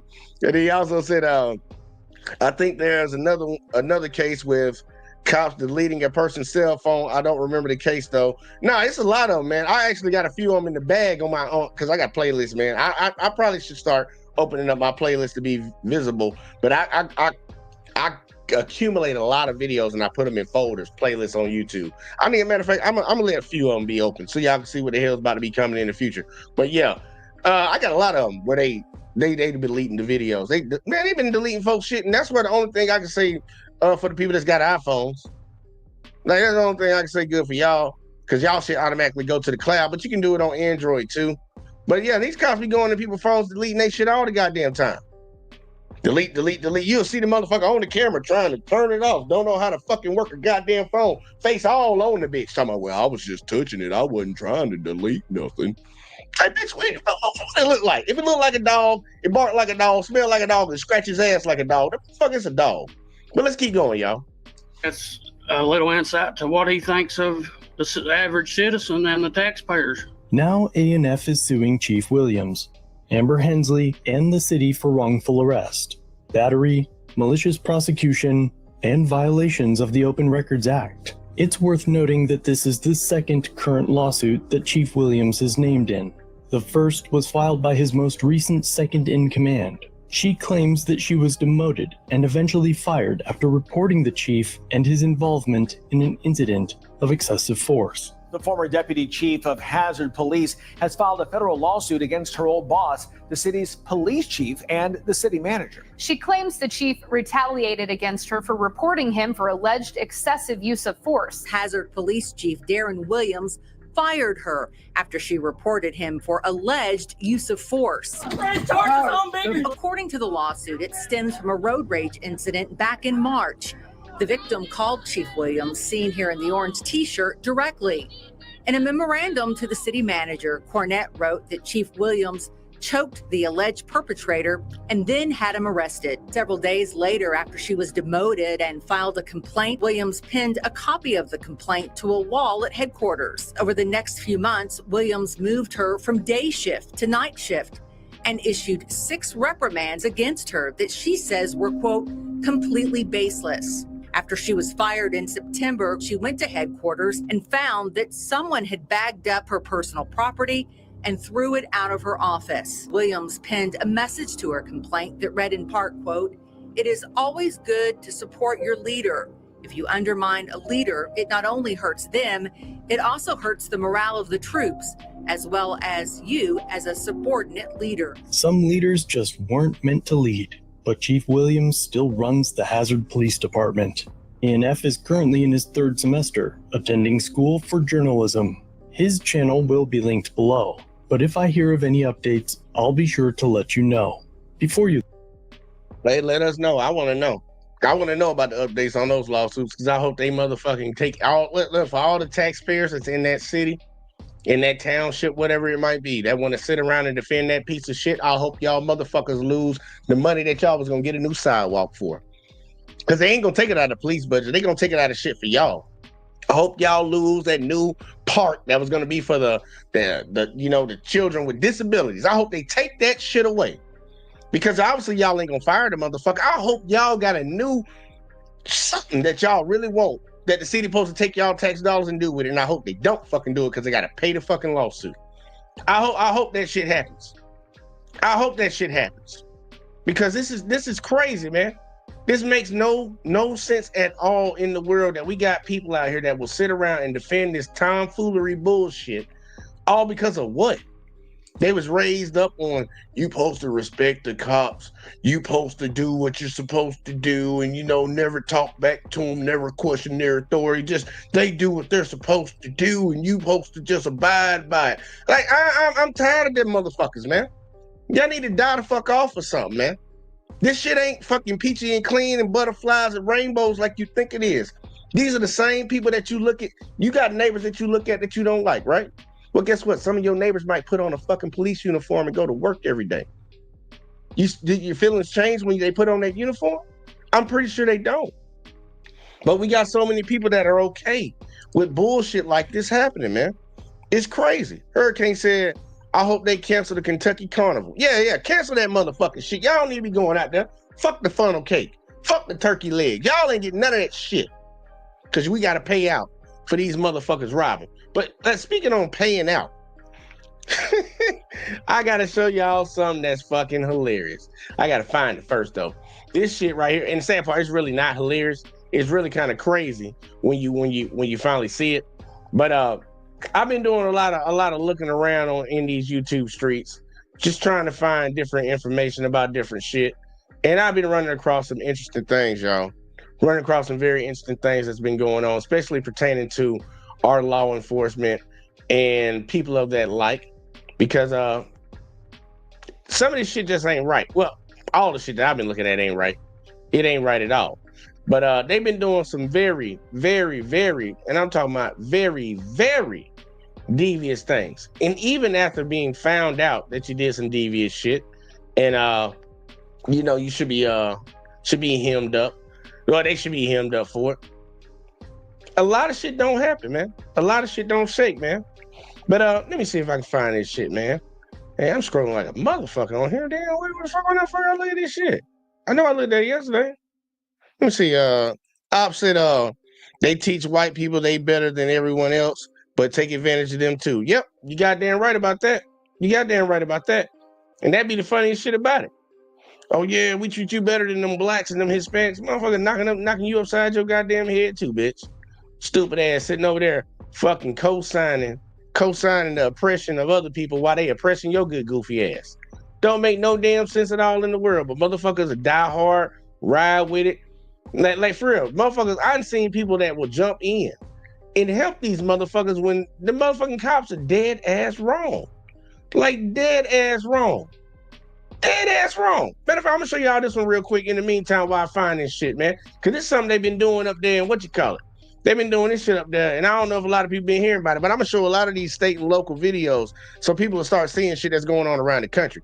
Hurricane said, you gotta grab that ain't right clip. That ain't right. I gotta get that. Hold up. Wait a minute. It ain't right. I gotta get that shit. Oh, well, you talking about the one from head of state? Okay, I got you. I do need to get that shit. Hey man, send me a clip of it. Like send me like the link to the video and I'll clip that shit. I'll clip it. I have it up on here. But here, check this, y'all. Cause this is something that's amazing to me. And this goes to the prosecutors too, man. The prosecutors don't get no pass in this shit, y'all. Prosecutors do not get no pass in my book. Cause they be right along with the bullshit. Even when they see the evidence, they still pursue cases when they know they ain't got no goddamn case. I want y'all to see this shit right here. Cause so many people in this town or city got fucked up off of this. Check it out.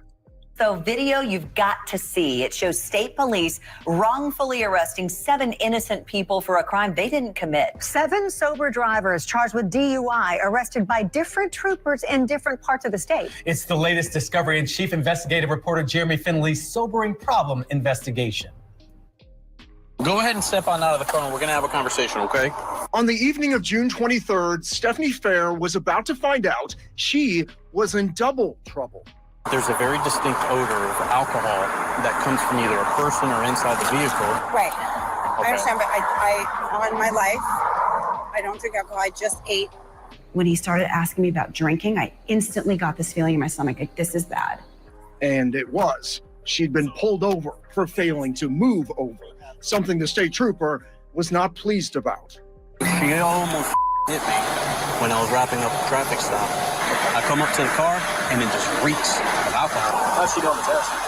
You can see it in her eyes. He clearly states he could smell the odor of alcohol beverage. Yeah, that, when he said he could smell it, I know this is corrupt. This is completely wrong.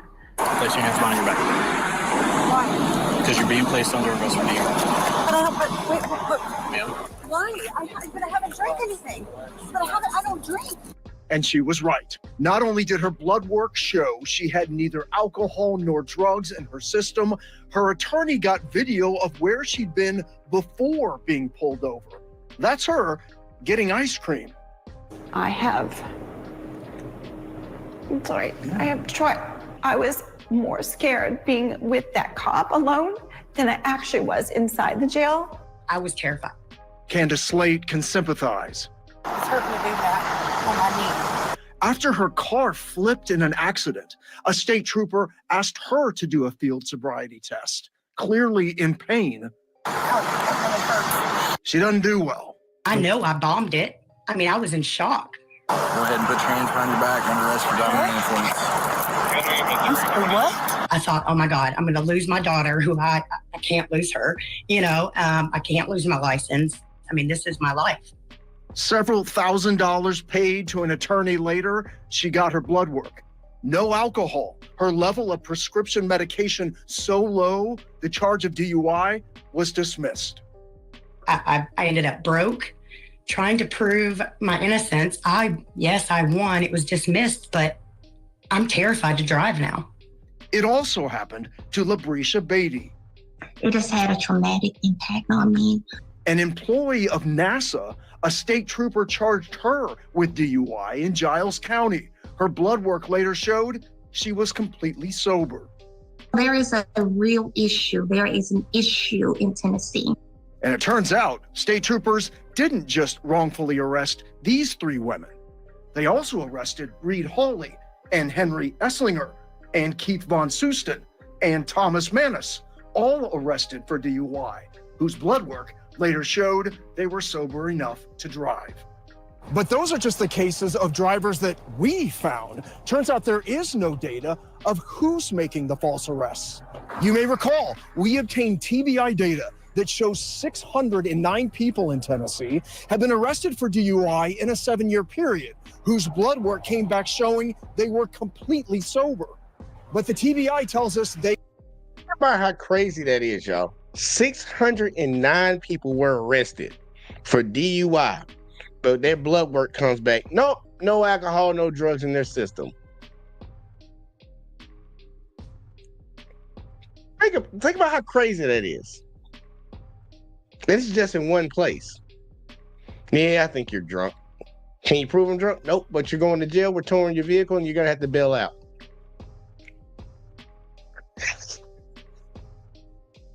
Amazing, y'all. Amazing. You see, I'll say they arrested more men than women, so feminists, y'all can still sleep easy. That's a lot of easy lawsuits. Real shit. Real shit, man.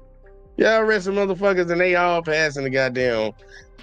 they passing the blood test, bro. That's better than a breathalyzer, man. They got your blood. You ain't got no alcohol in you. You ain't ate no poppy seeds, so they think you got cocaine or something in your system. You ain't on no type of medication. 609 people, y'all. You think the officers did that just by accident? I don't think 609 times is an accident. I think that's a concerted effort to get something done. They don't keep track of which police agencies are making the arrests. We need to look at just the sheer numbers of people. It's clear that we need to do something differently to make sure that this does not continue to happen to anybody. Something's wrong, and somebody's not following the proper standards. We took our findings to Matthew Myatt, a DUI detection expert in Atlanta. His advice to the state's police agencies? Establish an independent commission to determine the cause. Whether it's training, whether it's bad officers, whether it's a misunderstanding of the proper procedures, whatever the state of Tennessee needs to do to fix this problem, they need to take affirmative, positive steps immediately. Okay, Jeremy, so many questions after seeing these videos. I want to go back to the first woman we met in your story. Why did the trooper say he smelled alcohol when the driver was sober? Yeah, Lauren, for 3 days now, we've been asking for an interview with the Highway Patrol to ask those kinds of questions. A spokesman for the THP says they are continuing to review our findings, and we continue to press them for an interview. It remains unclear, bottom line, why the trooper said he smelled alcohol. Stephanie Fair says she didn't have any perfume on, she hadn't used hand sanitizer, and the trooper ultimately found no alcohol in her car. Marius? Wow, Jeremy, please continue following these stories. Oh yeah, Jeremy gonna keep following that shit, y'all. Jeremy gonna keep following, and we gonna stay on top of that shit too. But this is nothing new. Like, for the people that are just seeing it for the first time and might be surprised with it, yeah, it might be new to you, but nah, police have quotas. And then on top of that, I don't even think a lot of people understand that DUI checkpoints are illegal. A lot of people don't know that. They think that you have to stop for these motherfuckers. Now, you're going to have to stop. You just can't run through that motherfucker like you're crazy or nothing like that. But it's illegal for them to motherfucking goddamn stop you for no random reason just to see if you're drunk or not. That's not legal. And I think the Supreme Court in some states have actually outlawed that shit as being illegal. But still though, they'll still do it around here because they need to collect some revenue, man. All this shit is revenue service. You're not arresting 609 people for DUI in the state of Tennessee, and these people, well, hell, just out of those 609, we have a record that they were not fucked up. You're arresting way more people than that. You're arresting way more people than that. But it's not just by accident. It's not the training. No, these motherfuckers are being told that you need to get this amount of DUI arrests this month. You need to get this amount of arrests this month for whatever the fuck. They have quotas, even though quotas are supposed to be illegal, constitutionally illegal. They still do it, man. Because they'll put it on their job performance. You didn't arrest anybody this month. You didn't write any tickets this month. You didn't do... It's crazy, man. It's a revenue service, and people don't understand it. And anybody that's been a cop before will tell you that. The ones that ain't cops anymore, they'll tell you all the time. Yeah, that's the policy. Certain months, we got to do certain things. We got to get this amount of arrests for this, or we got to be in certain neighborhoods. They do it all the time. But here you go. I'm going to show y'all this one's funny, because even after you get your lawsuit, let's say you get a lawsuit, open and shut case, slam dunk, we about to win this shit. I want to show y'all the next step that you might have to deal with. And we're going to get up out of here after this one. Because this right here is egregious. So let's say you had a case. They wrongfully arrested you. They charged you with some bullshit. You got the charges dropped for the shit they tried to charge you with. Then you went and got a lawyer, paid them money to sue the city. You go through a long case, might take multiple years. You win your case. The city is ordered to pay a certain amount of money. What do you do when they don't want to pay it? Show this to y'all. I'm going to show it to y'all. Check it out. Check this shit out. 2 men, both victims of police misconduct. Together, they are owed tens of millions of dollars by the city of East Cleveland. But years after juries awarded those judgments, the city has not paid a penny. So why not? News 5 investigator Scott Knoll digs for answers right now. You've heard the expression wrong place. He just pulled me over. Wrong time. I said, what you put me over? For Arnold Black, that place was here on Strathmore Avenue in East Cleveland. He punched me like... That time, April 28th, 2012. The first hit me, it was like, whew, I saw it like stars. Black says he was driving home after dinner with his mother. Suddenly, a police officer pulls him over. His truck, mistaken for a drug dealer, said a detective. But the nightmare was just beginning. I'm like this. You know, bam, bam, bam, bam. I mean, you can't, what can I do? I can't do nothing. It was so fast, hit me so fast. I passed out. Beaten by that detective, he says, tossed into a patrol car, taken to the East Cleveland police station. And then I just remember them dragging me in the jail through the back way and put me in a closet. You said in a closet? Literally a closet. Not a cell? No, not a cell at all. They never put me in a cell. Black says he spent nearly 4 days in that storage closet. He says his mind became his worst enemy. Do you remember what's going through your head? Yeah, like, they about to kill me at the house. Finally, Black says police took him to the Justice Center, where he was hit with drug charges. Those were later dismissed. But he says the damage from that arrest forever changed his life. See, I got 2 pinholes and the scars like that. He says the beating by the detective left him with a brain injury that required surgery. The other scars, like paranoia and fear, invisible, but just as real. No, I ain't do nothing. I got beat up and I almost lost my life. And, you know, I had brain surgery and I ain't did nothing. I'm scared. I don't trust nobody. And that made me not trust nothing. In 2019, a Cuyahoga County jury ordered East Cleveland to pay Black $20 million in damages. Attempts by the city to appeal the verdict all the way up to the U.S. Supreme Court failed. How much money have you seen? You're goddamn right. From East Cleveland sitting here today? 0. Not a dime. Nothing. Not a copper coin. Not a penny. I'm really angry. Hey, look, let me go back, man, because I want to see that paperwork real quick, like one more time. When did they say he was awarded the settlement? In 2021, he was awarded his settlement. 2021, y'all. He was awarded a settlement. A judgment. This video was taken 7 days ago, y'all. If you don't believe me, look right there. This video is from 7 days ago. In 2021, he was awarded a settlement of $20 million from the city. It's 2024 and he still ain't got nothing. This shit happened all the way back in 2012. It's 2024. So even 3 years after the judgment, he still ain't seen $1. Matter of fact, I'm gonna play all that shit again. To appeal the verdict all the way up to the U.S. Supreme Court failed. How much money have you seen from East Cleveland sitting here today? Zero. Not a dime. Nothing. Not a couple coin. Not a penny. I'm really angry. Attorney Bobby DiCello represents Black as well as Charles Hunt. Hunt sued East Cleveland after another police officer slammed into his car at 70 miles an hour, seriously injuring Hunt and a passenger back in 2008. To date, DiCello says East Cleveland has not paid a penny of the $12 million the city owes Hunt in judgment and interest in that case either. The only people that don't pay their judgments, from what I've learned, are con men, criminals, rabble-rousers, people who tear at the fabric of society. The Ohio Supreme Court ordered the city to pay both judgments. So why isn't it happening? We tracked down East Cleveland's law director outside the courtroom, where the city's mayor had just been arraigned on a 16-count indictment tied to crimes investigators say he committed in office. We've been in fiscal emergency, and we really don't have control over our own finances. It's true, East Cleveland has been under state fiscal emergency since 2012. But a spokesman says the Oversight Commission offers advice to city leaders, but cannot dictate how the city pays judgments or balances its budget. He says that's up to the city's elected officials. Patricia Blahoviak is an East Cleveland city councilwoman. It's not in question that our police force has seriously damaged people. The city owes them. It's why she says council budgeted more than $6.4 million this year to start paying off the judgments. But records obtained by News 5 investigators show Mayor Brandon King vetoed that money, instead proposing $320,000, not even enough to cover the interest piling up on the Black and Hunt cases.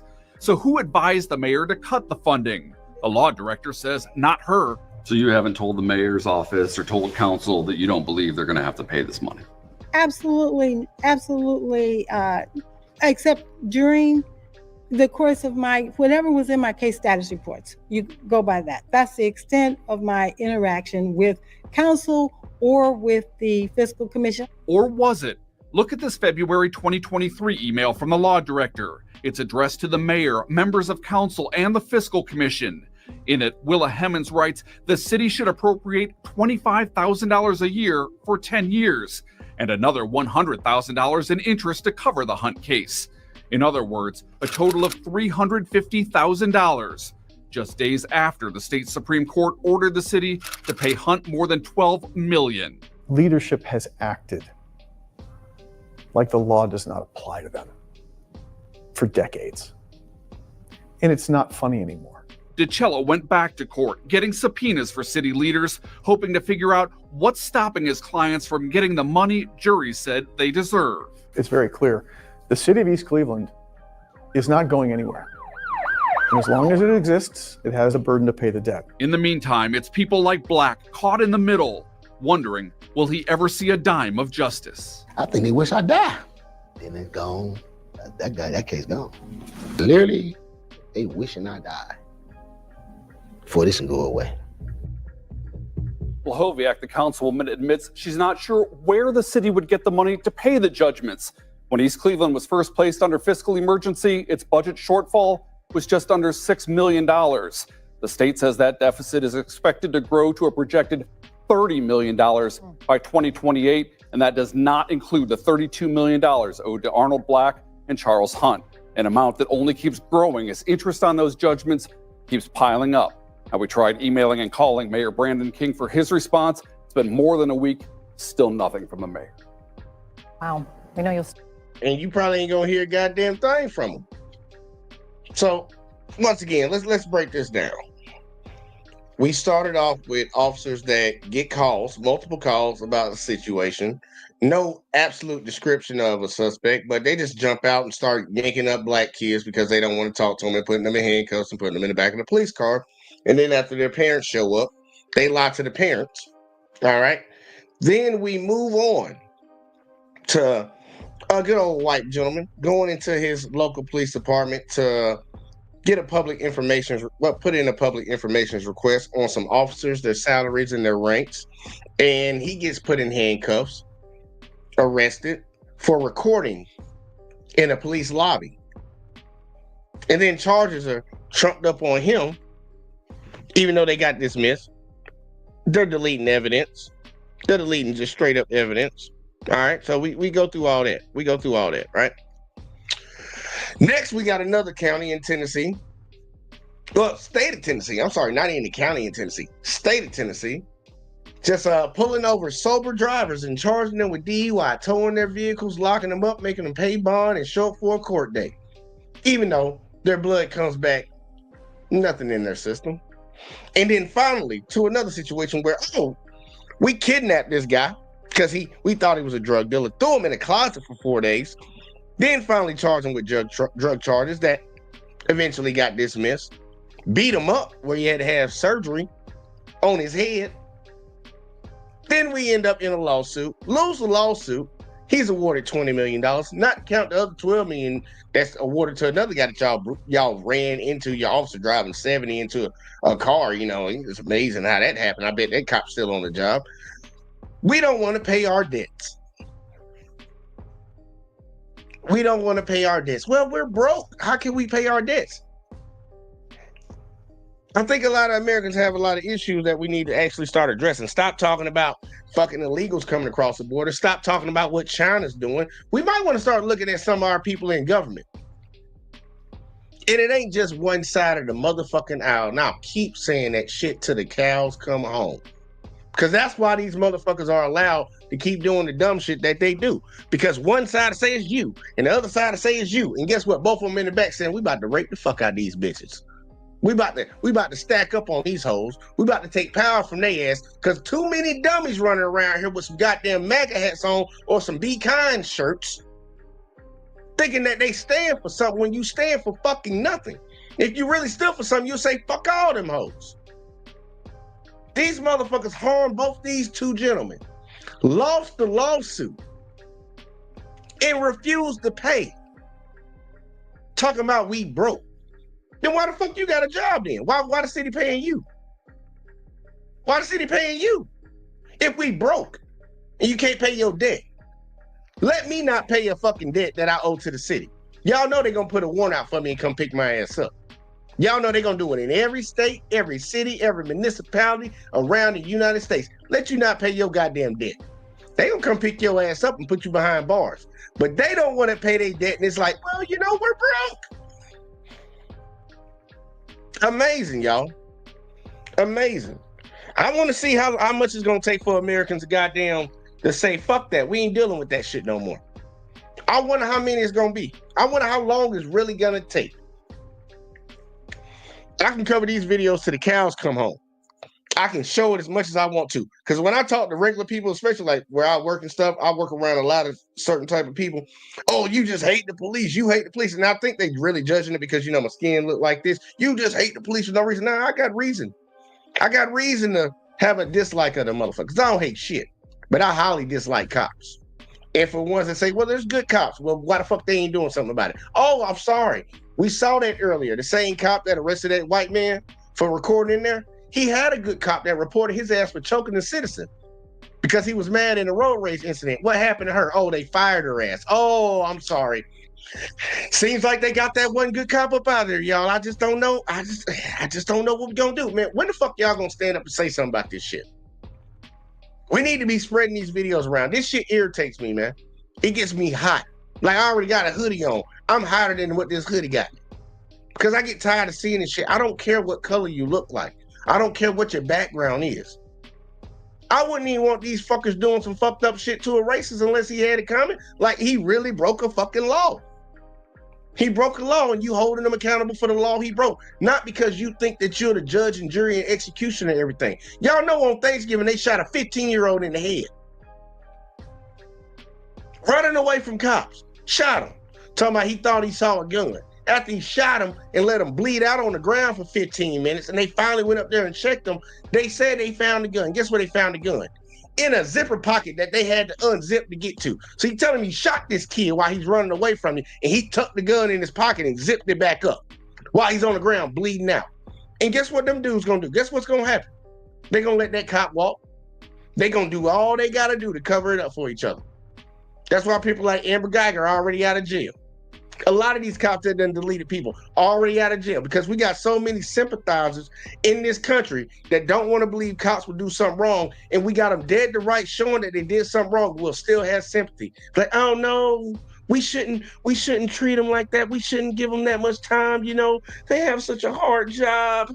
Oh, they have such a hard job. That's straight bullshit. Y'all know that video. Matter of fact, I'm gonna give y'all one more, because this is gonna piss you off. Y'all remember that video that a lot of people were showing where it was this guy in court and he rushed the judge and jumped over to try to tackle the judge or whatever. Y'all remember that video? I know some of y'all gotta remember that video. Well, y'all know he got sentenced. He got sentenced the other day. He actually got sentenced one time already for what he was in there for I think it was 4 years they gave him. 4 years for whatever he had did. I think he was beating on somebody or beating on women or some shit like that. He had got 4 years for that. But y'all would not understand. Y'all would not believe how many years they gave this man for rushing the judge. I'm going to show it to you. Because I'm like, this is getting out of hand. And if so many people just keep on going along with it, and not saying nothing about it, you're going to be the next motherfucker up there. I'm trying to tell you, you're going to be the next motherfucker up there, man. You will be, regardless of whether you believe it or not. Regardless of whether you believe it or not, you will be the next person that they come after. Because they know that we got a lot of sheep out here. We got a lot of individuals. A lot of people that think they're better than other people. They'll find out real fast you ain't better than shit. Not when it comes to dealing with them. But see, Hurricane said you goddamn right.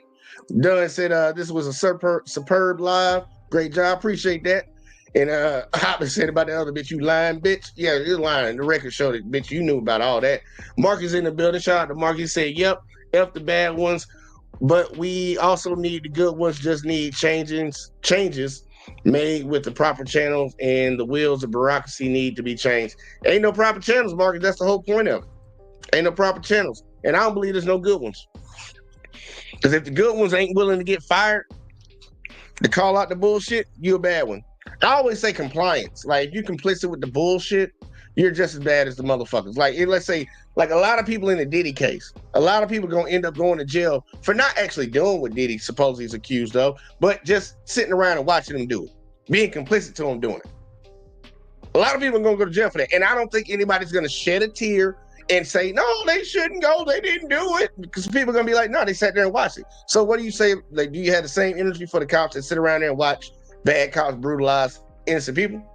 No, they gotta go with them. So by proxy, you bad too. We don't need a whole revolution of that shit. But I want y'all to see this. The guy that jumped at the judge. I want y'all to see what they gave this man. And y'all tell me if y'all think it's fair. I want y'all to give me your honest opinion if y'all think this shit is fair. Because I thought this shit was outrageous, just in my opinion. But here you go. Check it out. I'm not a bad person. I'm not an evil person. 31-year-old Dioba Redden pleads for leniency before a judge sentences him for this. An attack on District Court Judge Mary Kay Holthus as she sentenced him in January on a charge of attempted battery. Redden running up and jumping over Holthus's bench.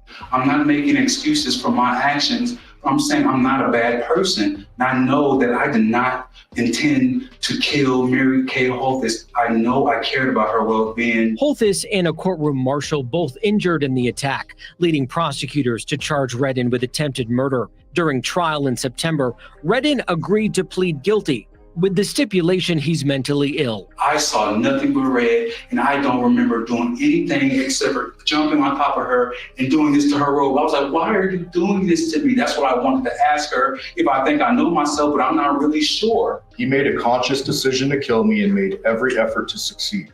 If he had his way, he'd be facing a sentence of life without the possibility of parole for murder. Prosecutors reading a statement from Holthus during Tuesday's sentencing, Redden crying as his attorney explained his client's years-long battle with schizophrenia. This is a person that can and would be able to do it given the appropriate help from a psychologist and mental health counselor. As she handed down her 26 to 65-year sentence, the judge in this case saying this attack was one on all judges.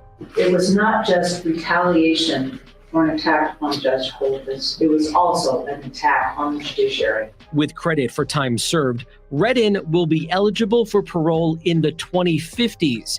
He'd be in his mid-50s by then. I'm David Charnes, 8 News Now. Days after the attack in January, Judge Holthus continued the hearing, sentencing Redden to several years in prison. Today's judge ordering this new sentence to start after that time on that case is fulfilled. The judge also today ordering Redden to pay more than $60,000 in restitution to the court employees who had to take time off from work after that attack. Now, I want y'all to hear that again. Because, you heard it right. You heard it right. With credit for time served, Redden will be eligible for... It was not just... Judge in this case handed down her 26 to 65. 26 to 65 years for jumping over the bench at a judge. 26 to 65 years. Now, I understand, and I'm going to give y'all my honest opinion about this shit.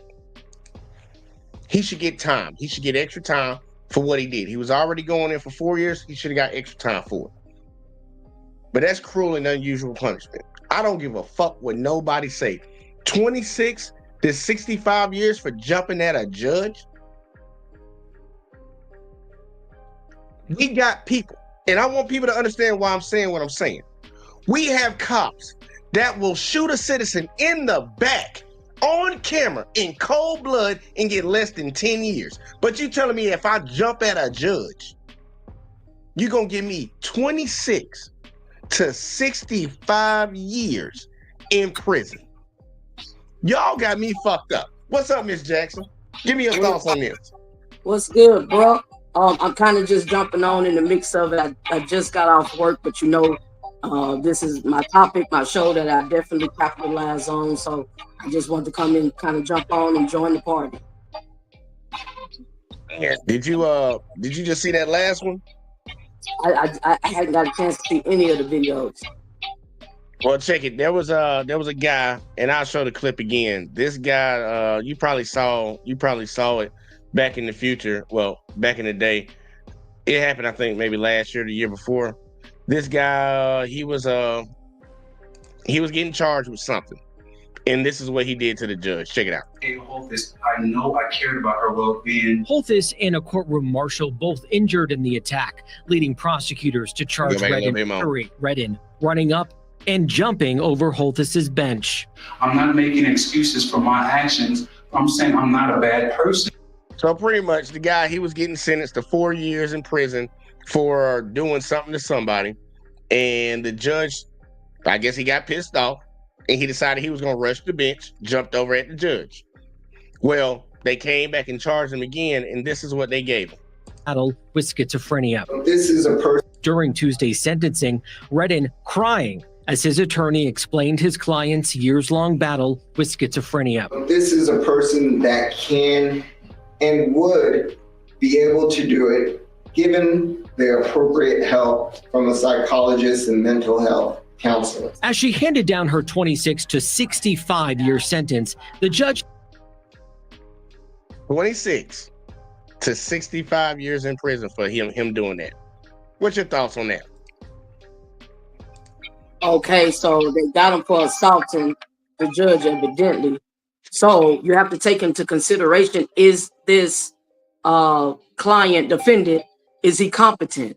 And evidently there was a case brought forward from his attorney that he's incompetent. And he has a history of mental illness, CED, and I think, his diagnosis is schizophrenia or bipolar or whatever the case may be.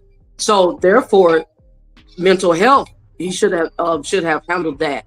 So yeah, no, that was out of order and out of line. Like, come on now, you just came up with your own personal vendetta because you was physically attacked and took the law into your own hands instead of actually abiding by the policies. When I'm, from what I'm seeing, just jumping on. Nah, I ain't gonna hold you. Hey, yo, you got YouTube playing in the back? No. I ain't here. I'm in here in echo. Here. Every time I talk, I'm gonna just mute you and then I'm gonna unmute you when I get you back in on. Check this out. So here you go. I thought it was outrageous, and I would love for the people in the chat to let me know how they feel about this. But the comment section actually called out the BS that we're seeing, and I was actually surprised because in the first video I showed tonight, you can go back and watch it. It was a bunch of little kids supposedly fighting, and the cops just came up and started grabbing any black kid. If they didn't want to talk to the cops, they were just grabbing them, putting them in handcuffs, talking about they under arrest for loitering and prowling. They don't know if the kids live there. They don't. They just say, if you ain't want to talk to me, you're going to jail. Well, a lot of people in the comment section underneath that were agreeing with the cops. Yep, these some badass kids. They badass kids. Forgetting the Constitution that it applies to everybody. They didn't give a fuck. They saw a skin color and they didn't care. I was highly surprised when I saw this comment section. And the first comment, so attack a regular citizen, you get probation. Attack a judge, life. Seriously? All right. Next comment. So killing somebody in Vegas gets you less than 10 years in prison, but flying in court gets over 10 years.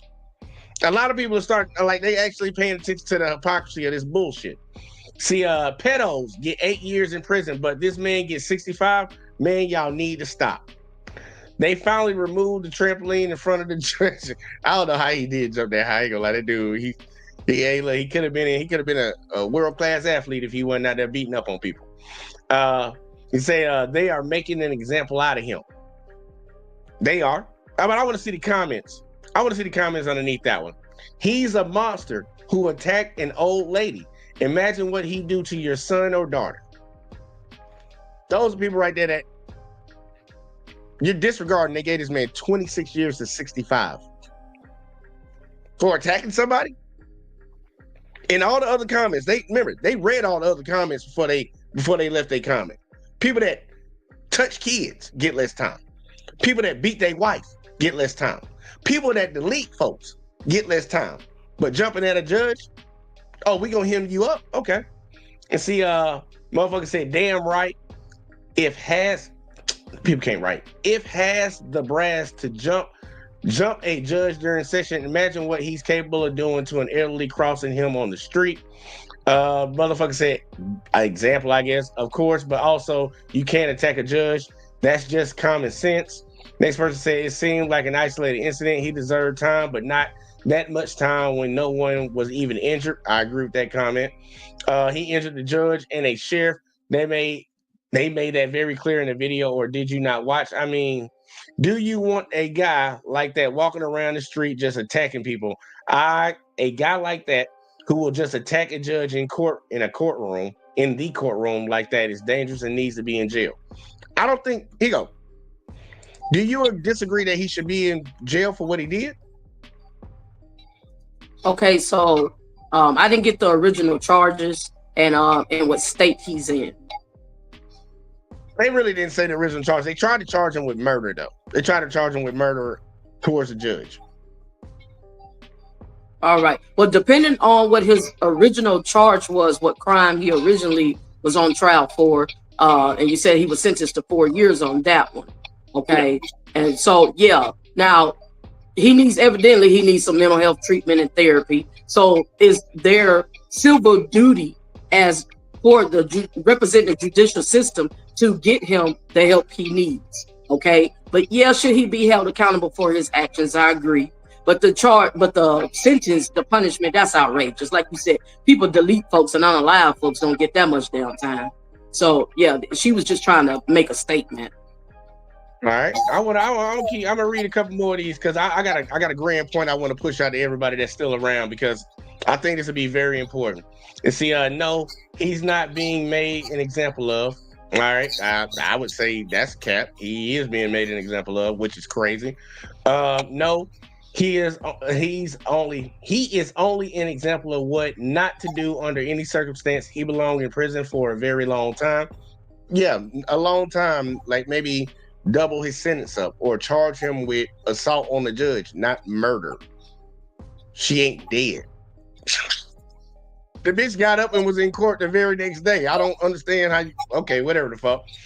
And then next one, well, actually they make an example out of damn near every black defendant they get. So yes, still on target. I can agree with that statement. Next, yeah, that's kind of the point of having punishment for crimes. Nah, that's crazy to me. Here you go, last one I'm gonna read.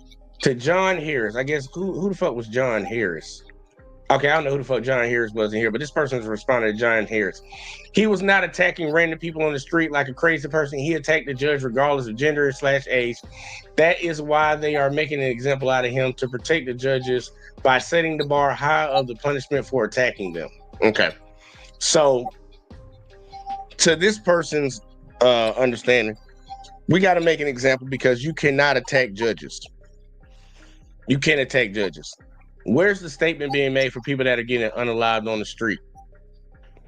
Yeah, I know you saw the recent stuff that happened up there in New York where the guy deleted the CEO of United Healthcare. Yeah. I had an issue with the effort and publicity that was put around that.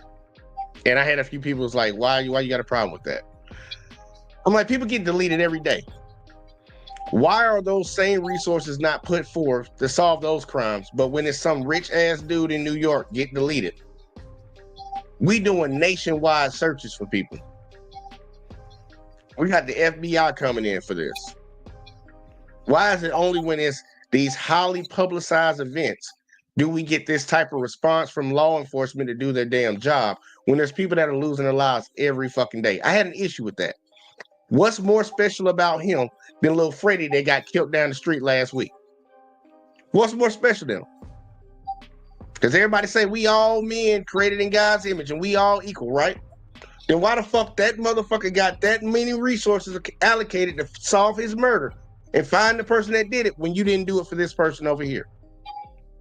And that's why I have an issue with picking and choosing. But when it comes to this issue right here, every time we fuck up, they hold us accountable. They hold us accountable. Ain't no questions asked, no sympathy, no nothing. When they fuck up, we cover like judgments getting settled out. Because I'll give you the whole rundown of videos I covered tonight. Kids supposedly fighting. Cops don't know who's fighting, but they go and just start grabbing black kids, violating their civil rights, violating their constitutional rights, putting them in handcuffs, putting them in cars. Their parents come, they lie to the parents, even though they're on body cam, everybody can see it, and then accuse the kids of making bad decisions. And the mother defended it. Like, you gonna believe your son over the cops? She's like, hell yeah, I'm gonna believe my son. Next video, white guy goes to a police department, records them while he's asking for a public information request to get names and job titles and pay for public servants. They want to put him in jail, delete evidence off his shit, hide evidence, charge him with shit, and now he's got to sue. Next motherfucker, what was the last one? What was the third one I did? What's the third one? Third one, Tennessee, pulling over perfectly sober drivers and charging them with DUI. Over 609 that tested perfect zero after they got their blood drawn, after they were already arrested, got their car towed, had to pay a bond. Nobody's answering for this.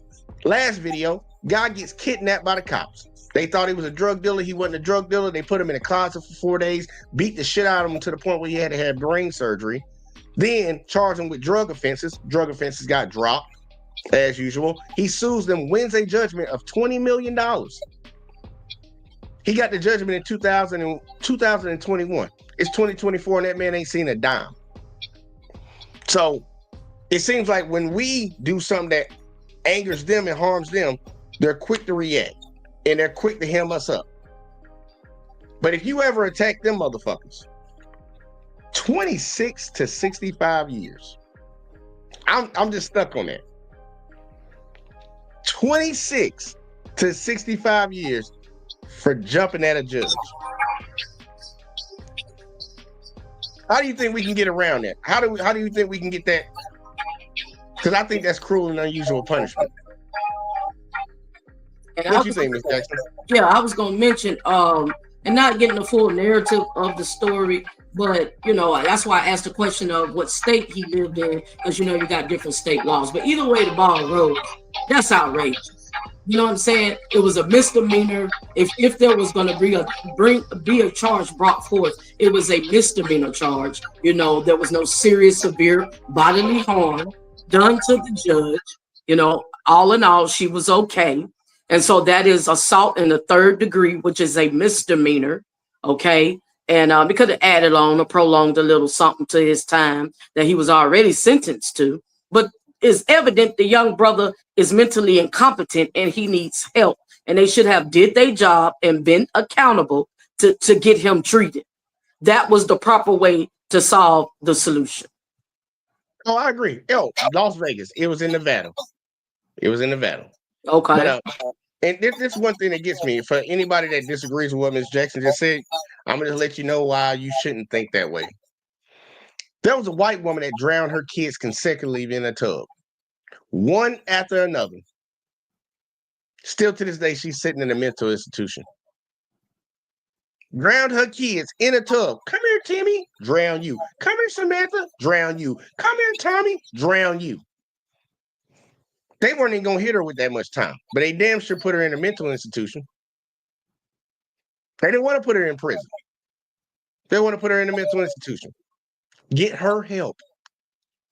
But it's kind of that same shit where, you know, we had a crack problem for a long time. And there was a lot of people that looked like me and you that was getting hemmed up for that crack. Oh, they knew what they was doing. They're criminals, drug dealers, druggies. Lock them up.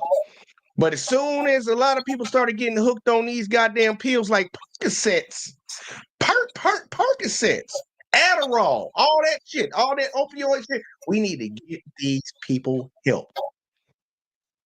People need to understand this justice system is really fucked up. It ain't about going in and we not the bad motherfuckers. The whole system is fucked. And I'm saying that to Marcus' comment from earlier. This whole system is completely fucked. Thank you for that one, Hurricane. Casey Anthony.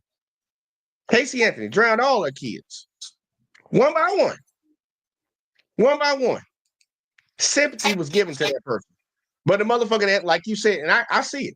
A lot of people got mental problems. A lot of people in today's time got mental problems. A lot of people are going through shit in this world that they really mentally cannot handle. They're not built for it. And they snap and they do stupid shit. Where's the sympathy at? We gave Amber Geiger all the sympathy in the world. She walked into another man's apartment and shot him. And people had sympathy for the motherfucker. All because she said she was fucking tired. Well, clearly this guy ain't in his right mind. Who the fuck thinks jumping at a judge? Anybody in their right mind thinks jumping at a judge is gonna get you anything. It's cops all around here. You're inside of the courthouse. There's sheriffs, cops everywhere. What do you think was gonna be the outcome from that? Only a crazy person would do some stupid shit like that. Give that man some fucking help. Yeah, you gonna lock him up anyways, but damn, 26 years to 65? Whoever that judges needs to be kicked off the fucking bench. You're not here to settle debts or vendettas against citizens because you don't like what they did. Your job is to conduct yourself as a judge and follow the law. And if the DA, the prosecutors, all these motherfuckers want to trump up charges, they need to lose their job too. Because what I would have did, he was already going in for 4 years. At the max, I would have gave him 4 more years. You're gonna be in there for 8. You get all the help you need while you're in there. You already going for 4. I'm gonna just double your sentence. But the goddamn sent him in there for the they say he gonna get out when he 50 something at the earliest. And we know he not getting out early. Something gonna happen in there within them first 26 years. But he not getting out early. That dude might be in there for the rest of his life. He might die in that jail, die in that prison. And I think that's what they want. I don't know. Give me your thoughts, man, because I get irritated with this shit. And Hurricane said Percocets, Molly's, Percocets. Yeah, that's what the motherfuckers was on. They like that shit. Speaking of Casey Anthony, it reminds me of the case back in the 90s. I can't remember the lady name. She was a young white lady. And she had drowned, I believe it was 2 or 3 children she had, but she had it out that this was back in LA in the 90s. And it was all plastered, high publicity profile case. And she said a black man did it. that her children were missing. I can't remember if she had 2 or 3 kids, but that they had been missing for a while, and sketched out that a black guy had did it. So everybody looking for the black man all over, you know, the police and the news media and so forth. And then once they investigated the case, they discovered that she did it. But I will say she's locked up. She's still locked. Matter of fact, she just came up for parole about a week or so ago, and they denied her. They set her off. But she's been in there almost 30 years now. So, yeah. Man, look, I would have showed y'all another video, and I'll give y'all a heads up about it because I will be covering it in a few, probably next week or maybe this weekend. But there was a situation where this guy and this woman were in a custody battle. This white guy's white lady custody battle over their child, and this lady, she worked for an apartment complex. I think she was the manager or whatever, and she had pulled up to work as usual. Pulled up, she was sitting in her car doing whatever the final thing she needed to do, and a vehicle pulled up beside her. The person got out of the vehicle with a gun and shot her through the window. Shot her in the head through the window. Person gets back in the car, starts to drive off. Well, I guess they didn't notice that she wasn't dead. So she gets out and tries to get inside the apartment building, I guess the office that they work out of, try to get in there. And I guess that person saw that she was still alive. So they came back with a nice little butcher knife. Stabbed and slashed that woman up 44 times. And the whole time her fellow co-workers were sitting inside with the door locked, watching her die outside. All right. So when the cops showed up, everybody was, they were asking, what's the description of the person? Because she ended up passing away. She didn't survive that shit. Said black male. They ended up finding the vehicle where everything happened. But what was more important was the mother of the girl showed up, and the cops were giving her the rundown, and they told her we're looking for a black male. And after them telling her all that shit, she said it was her husband, her baby daddy, the one she's in a custody battle with. He's a white guy. Well, they ended up finding a vehicle, finding a fake beard in there, finding makeup in there. Ended up tracking him down. Turns out this white man decided to paint his face with makeup out of Claire's. I didn't know Claire's sold makeup. The Claire's really sell makeup? I have no idea. Man, shit, I didn't know what they did, man. They say Claire's for some reason. Finds out, he can disguise himself as a black man. And when it deleted his girl, his ex, I'm gonna have that video coming for y'all. Because there's a big twist at the end that I'm not telling y'all about. And I want to keep that a secret. But there's a lot of crazy shit going on. But mainly fuck them cops. That's what I'm saying. And some of them judges and the DAs, the prosecutors, the administrators in the office, all the people that go along with the get along game. Fuck y'all, because a lot of American citizens are getting fucked up. I know you had your run-ins with these motherfuckers, just like I done had. And I know a lot of people in the comment section that had their run-ins with these motherfuckers, whether they're worse or less severe. But we gotta, as Americans, we gotta start actually we gotta get on our grind, man. We gotta stop getting complacent, man. Fuck all these football games, fuck all these new movies coming out, fuck all these TV shows, fuck all the dumb shit that distracts us from what's actually important. Because I think most people want to be able to get up every morning, go to work, and be able to come home and provide for their family, be able to take vacations every now and then, and not have to worry about their fucking bills, and not worry about getting harassed by the people that we pay to do a job. I think we want them motherfuckers to go out there and arrest the bad people in our society, the people that are actually causing problems, not innocent people that are just trying to live their fucking life. And I think if we get to the point where we stop looking at our fellow citizens like they're the problem instead of the people that's actually the problem, I think we might get somewhere. But that's just me being optimistic. What you think?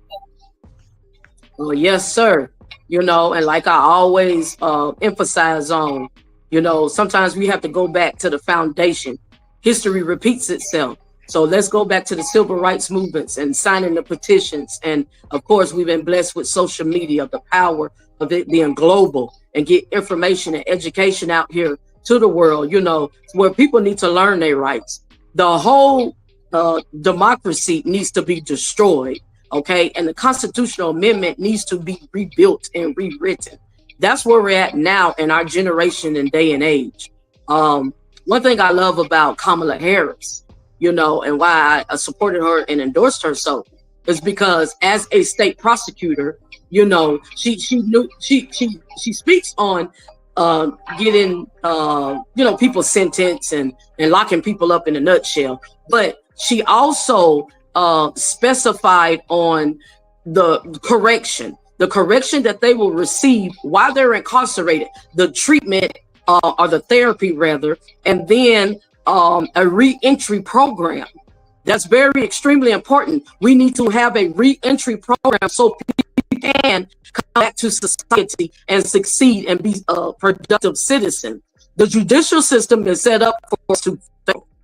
You know, you have a conviction, you can't get a job, you can't get a place to live. You know, each state, different states have different state laws, but a lot of, especially in the Southern and in the South, where I'm from, you know, is the world's worst. You know, you can't even get a place to live. When you go apply for application, they want certain people in certain neighborhoods or in certain environments. So all doors is slammed in your face. So what do people have their back against the wall? They're you know, they're forced what? They're placed in a predicament to what? Go back to crime, because poverty leads to crime. When you cannot be independent and take care of yourself and provide for your family, then when you're desperate, you don't know what you may do. So re-entry, a program is very important. The system shouldn't be set up for us to fail. It should be set up for us to succeed. So correction is very important while incarcerated. And then, you know, again, once you get released, you're free to move forward in your life and to be able to succeed. I do know the state of California passed a law that once you was convicted, you get your rights back. So that is a start. You know, they always gonna be blue. More power to LA, my original hometown. But you know, that's the problem. And if nothing changes, nothing changes. So we have, and this is one thing I was taught being incarcerated, they teach you have to do something different in order to get a different result. To do the same thing and expect a different result is insanity. So we got to get together and make that change. It is power in unity. Like Ms. Harris says, our vice president, there's more that brings us together that separates us and divides us apart. So no matter your background, your religion, your past experiences, your nationality, or whatever your you know, whether you're a Republican, a Democrat, or independent party is what I stand for, is power in unity. We have more in common than we realize that separates us apart. And once we come together to do like Michael Jackson said, let's start with the man in the mirror to make that change, then we can start to see positive results. And that's actually one subject that I actually want to do a deep dive on, because you hit on something that I am passionate about. We always talk about holding people accountable in this country. But after you pay your debt to society, you should be welcomed back into society just like everybody else that's out here. And I've seen a lot of people that done went to prison and paid their debt, but then they have so many roadblocks in their way. And like you said, poverty isn't just a gateway for people to commit crimes. Like, look, you put me at the bottom and you don't give me the opportunity to do anything. What the fuck is the only way I'm gonna be able to survive? I gotta go out here and steal, kill, and take it from other motherfuckers. And they know that. And I think that's the biggest thing. They know it. But we got so many dummies out here that don't understand. Like, look, these are your fellow citizens. Yes, they might have fucked up when they were 17, 18, 20, 24. We always keep saying that when it comes to our politicians. Well, they did that back 10 years ago. It shouldn't be an issue. Don't bring that up. Well, that motherfucker did that shit back 5 years ago, 10 years ago too. But they are limited. Because I agree with what you're saying. I've seen a lot of places that will not rent to ex-felons. There are a lot of places that will not hire. I'm like, look, motherfucker, I did my time. I can understand there are certain crimes I believe should be put in a different category where, like, yeah, we're going to be a little cautious. It's going to stay on your record. But some of this other shit, I'm like, come on, man. The people, if you want people to do better, you got to put them in a position to do better. I say the same thing, like not to the same level as people coming out of prison, but people leaving the military. We go through a process of exiting the military to try to transition back into civilian life. And I don't know if anybody knows about transition from the military to civilian life. It's not an easy transition. A lot of people think that shit's simple. It's not. Just like when you're in prison, you on a different time schedule, you live in a different type of lifestyle. To go back into what average day people do on a regular, it's not the shit. And a lot of people don't transition good. I know when I got out, I didn't transition good. It took me some years before I transitioned good, because there's not job opportunities they put in place for you. They'll send you to a class and be like, yeah, you can apply for this job, apply for this job. People ain't fucking hiring. It's just names that they had in the book for a long time. So I'm like, yeah, we'll hire military members. None of them motherfuckers don't. And then on top of that, people don't even give a fuck that you was in the military. They all come around on fucking veterans. They talking about, we support the troops, bitch. You ain't hired me though when I apply for a job. Like, let's be real. If we want people to do better in this country, we need to give them opportunities. We always say, it's an old saying, idle minds, the devil's workshop. Well, if these people ain't got no jobs to keep them busy, to provide for themselves, what the fuck you think they're going to be doing? Like us as kids, we used to play outside. Now these kids got all this technology, and you wonder why kids are acting crazy. Parents just throwing tablets and phones in kids' face. Get out my face. They used to tell us to get the fuck outside. Go outside and go play. And make sure your ass is back for them street lights come on.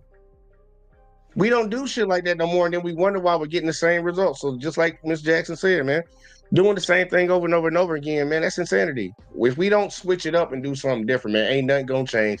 And it's gonna take all of us as a collective to get this shit done. Whether it comes from just a household, family, whether it comes to the government, how we operate, our justice system, how it prosecutes, our police, how they police, everything from all the way from the head down. All this shit needs to be checked, in my honest opinion. Next thing on the list, FDA. Y'all motherfuckers on the list, bitch. Because it ain't no coincidence that everybody coming down with high blood pressure and cancer. Everybody dying from high blood pressure and cancer. That's got to be coming from the food that we drink and the air that we breathe. All these different government agencies that's not doing their job. Nah, man, we got to come at y'all heads, man. And then we got to have another show about they about to try to take away Social Security. They already got their plan set up. They about to try to cut some funding out of Social Security, and whether people know it or not, Social Security actually don't even contribute to our deficit.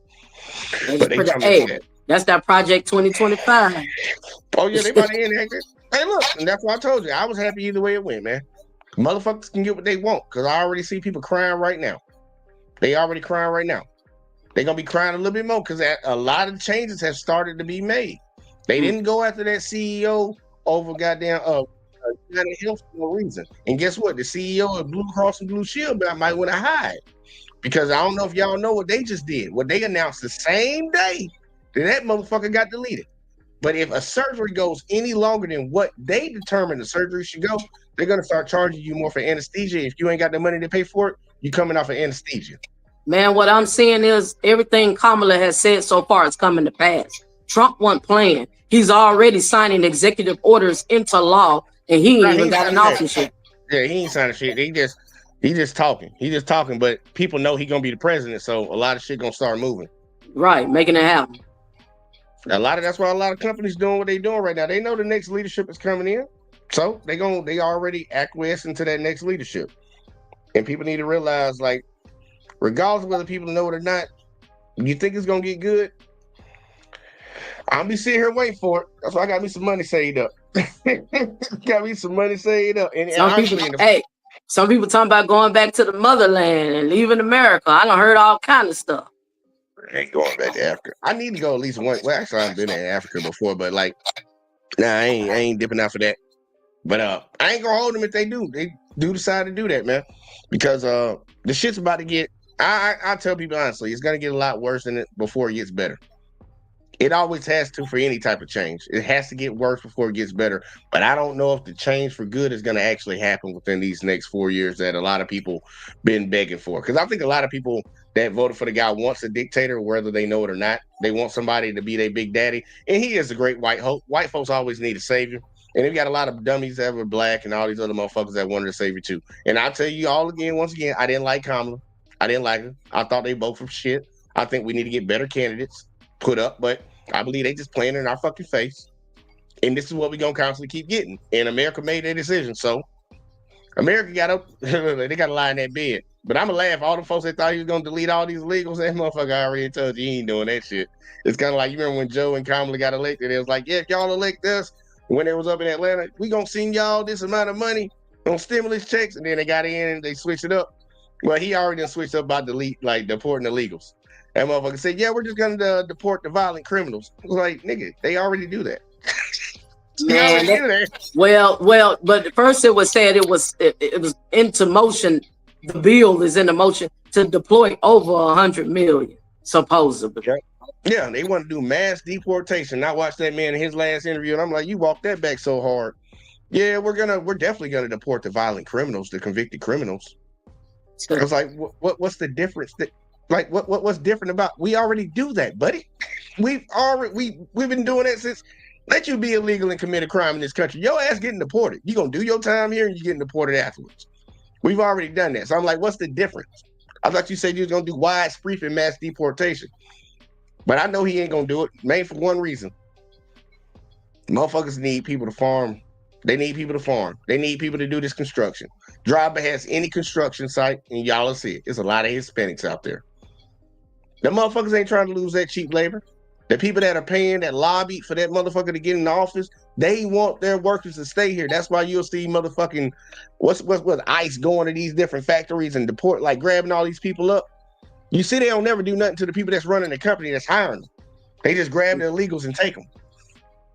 But see, here's the thing, man. America's always been a hypocrisy.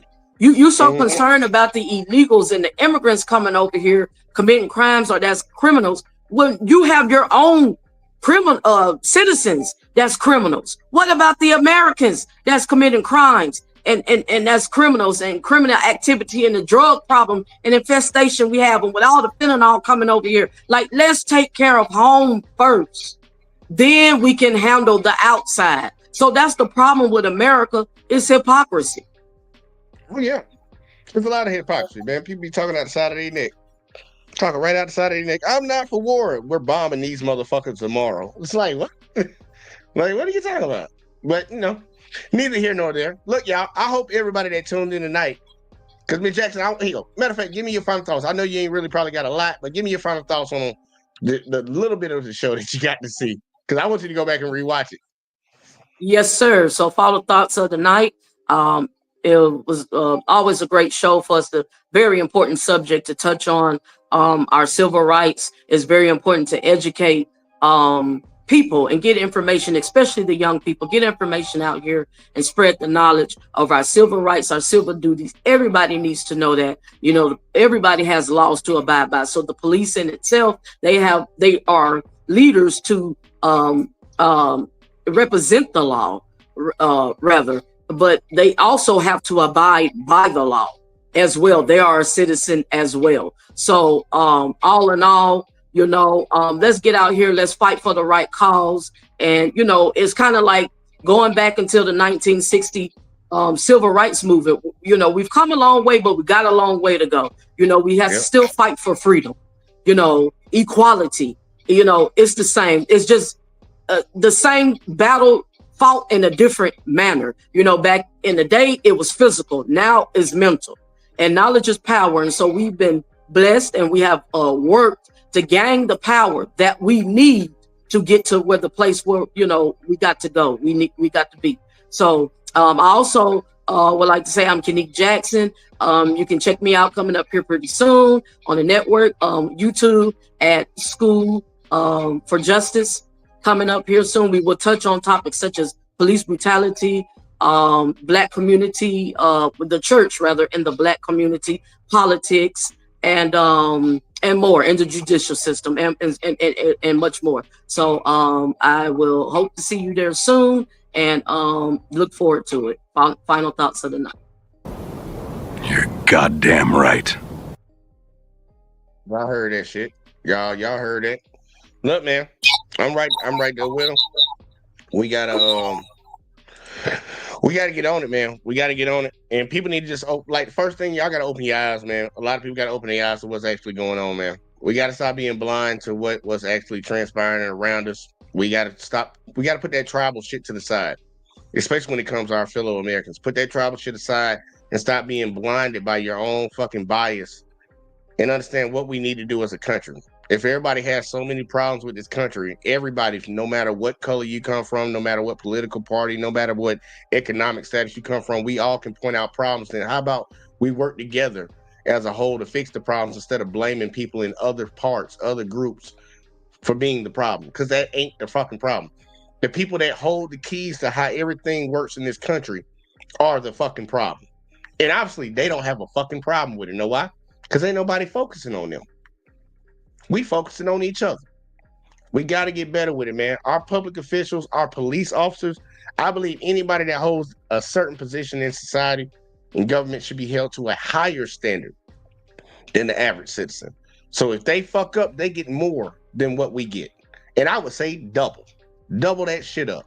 If you did it, you got 10 years, they do it, they get 20. And it shouldn't be no sympathy or tears cried out here.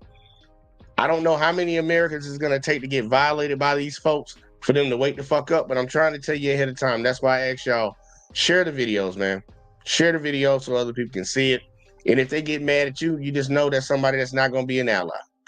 There's somebody that's going to perpetuate the bullshit for happening to somebody else.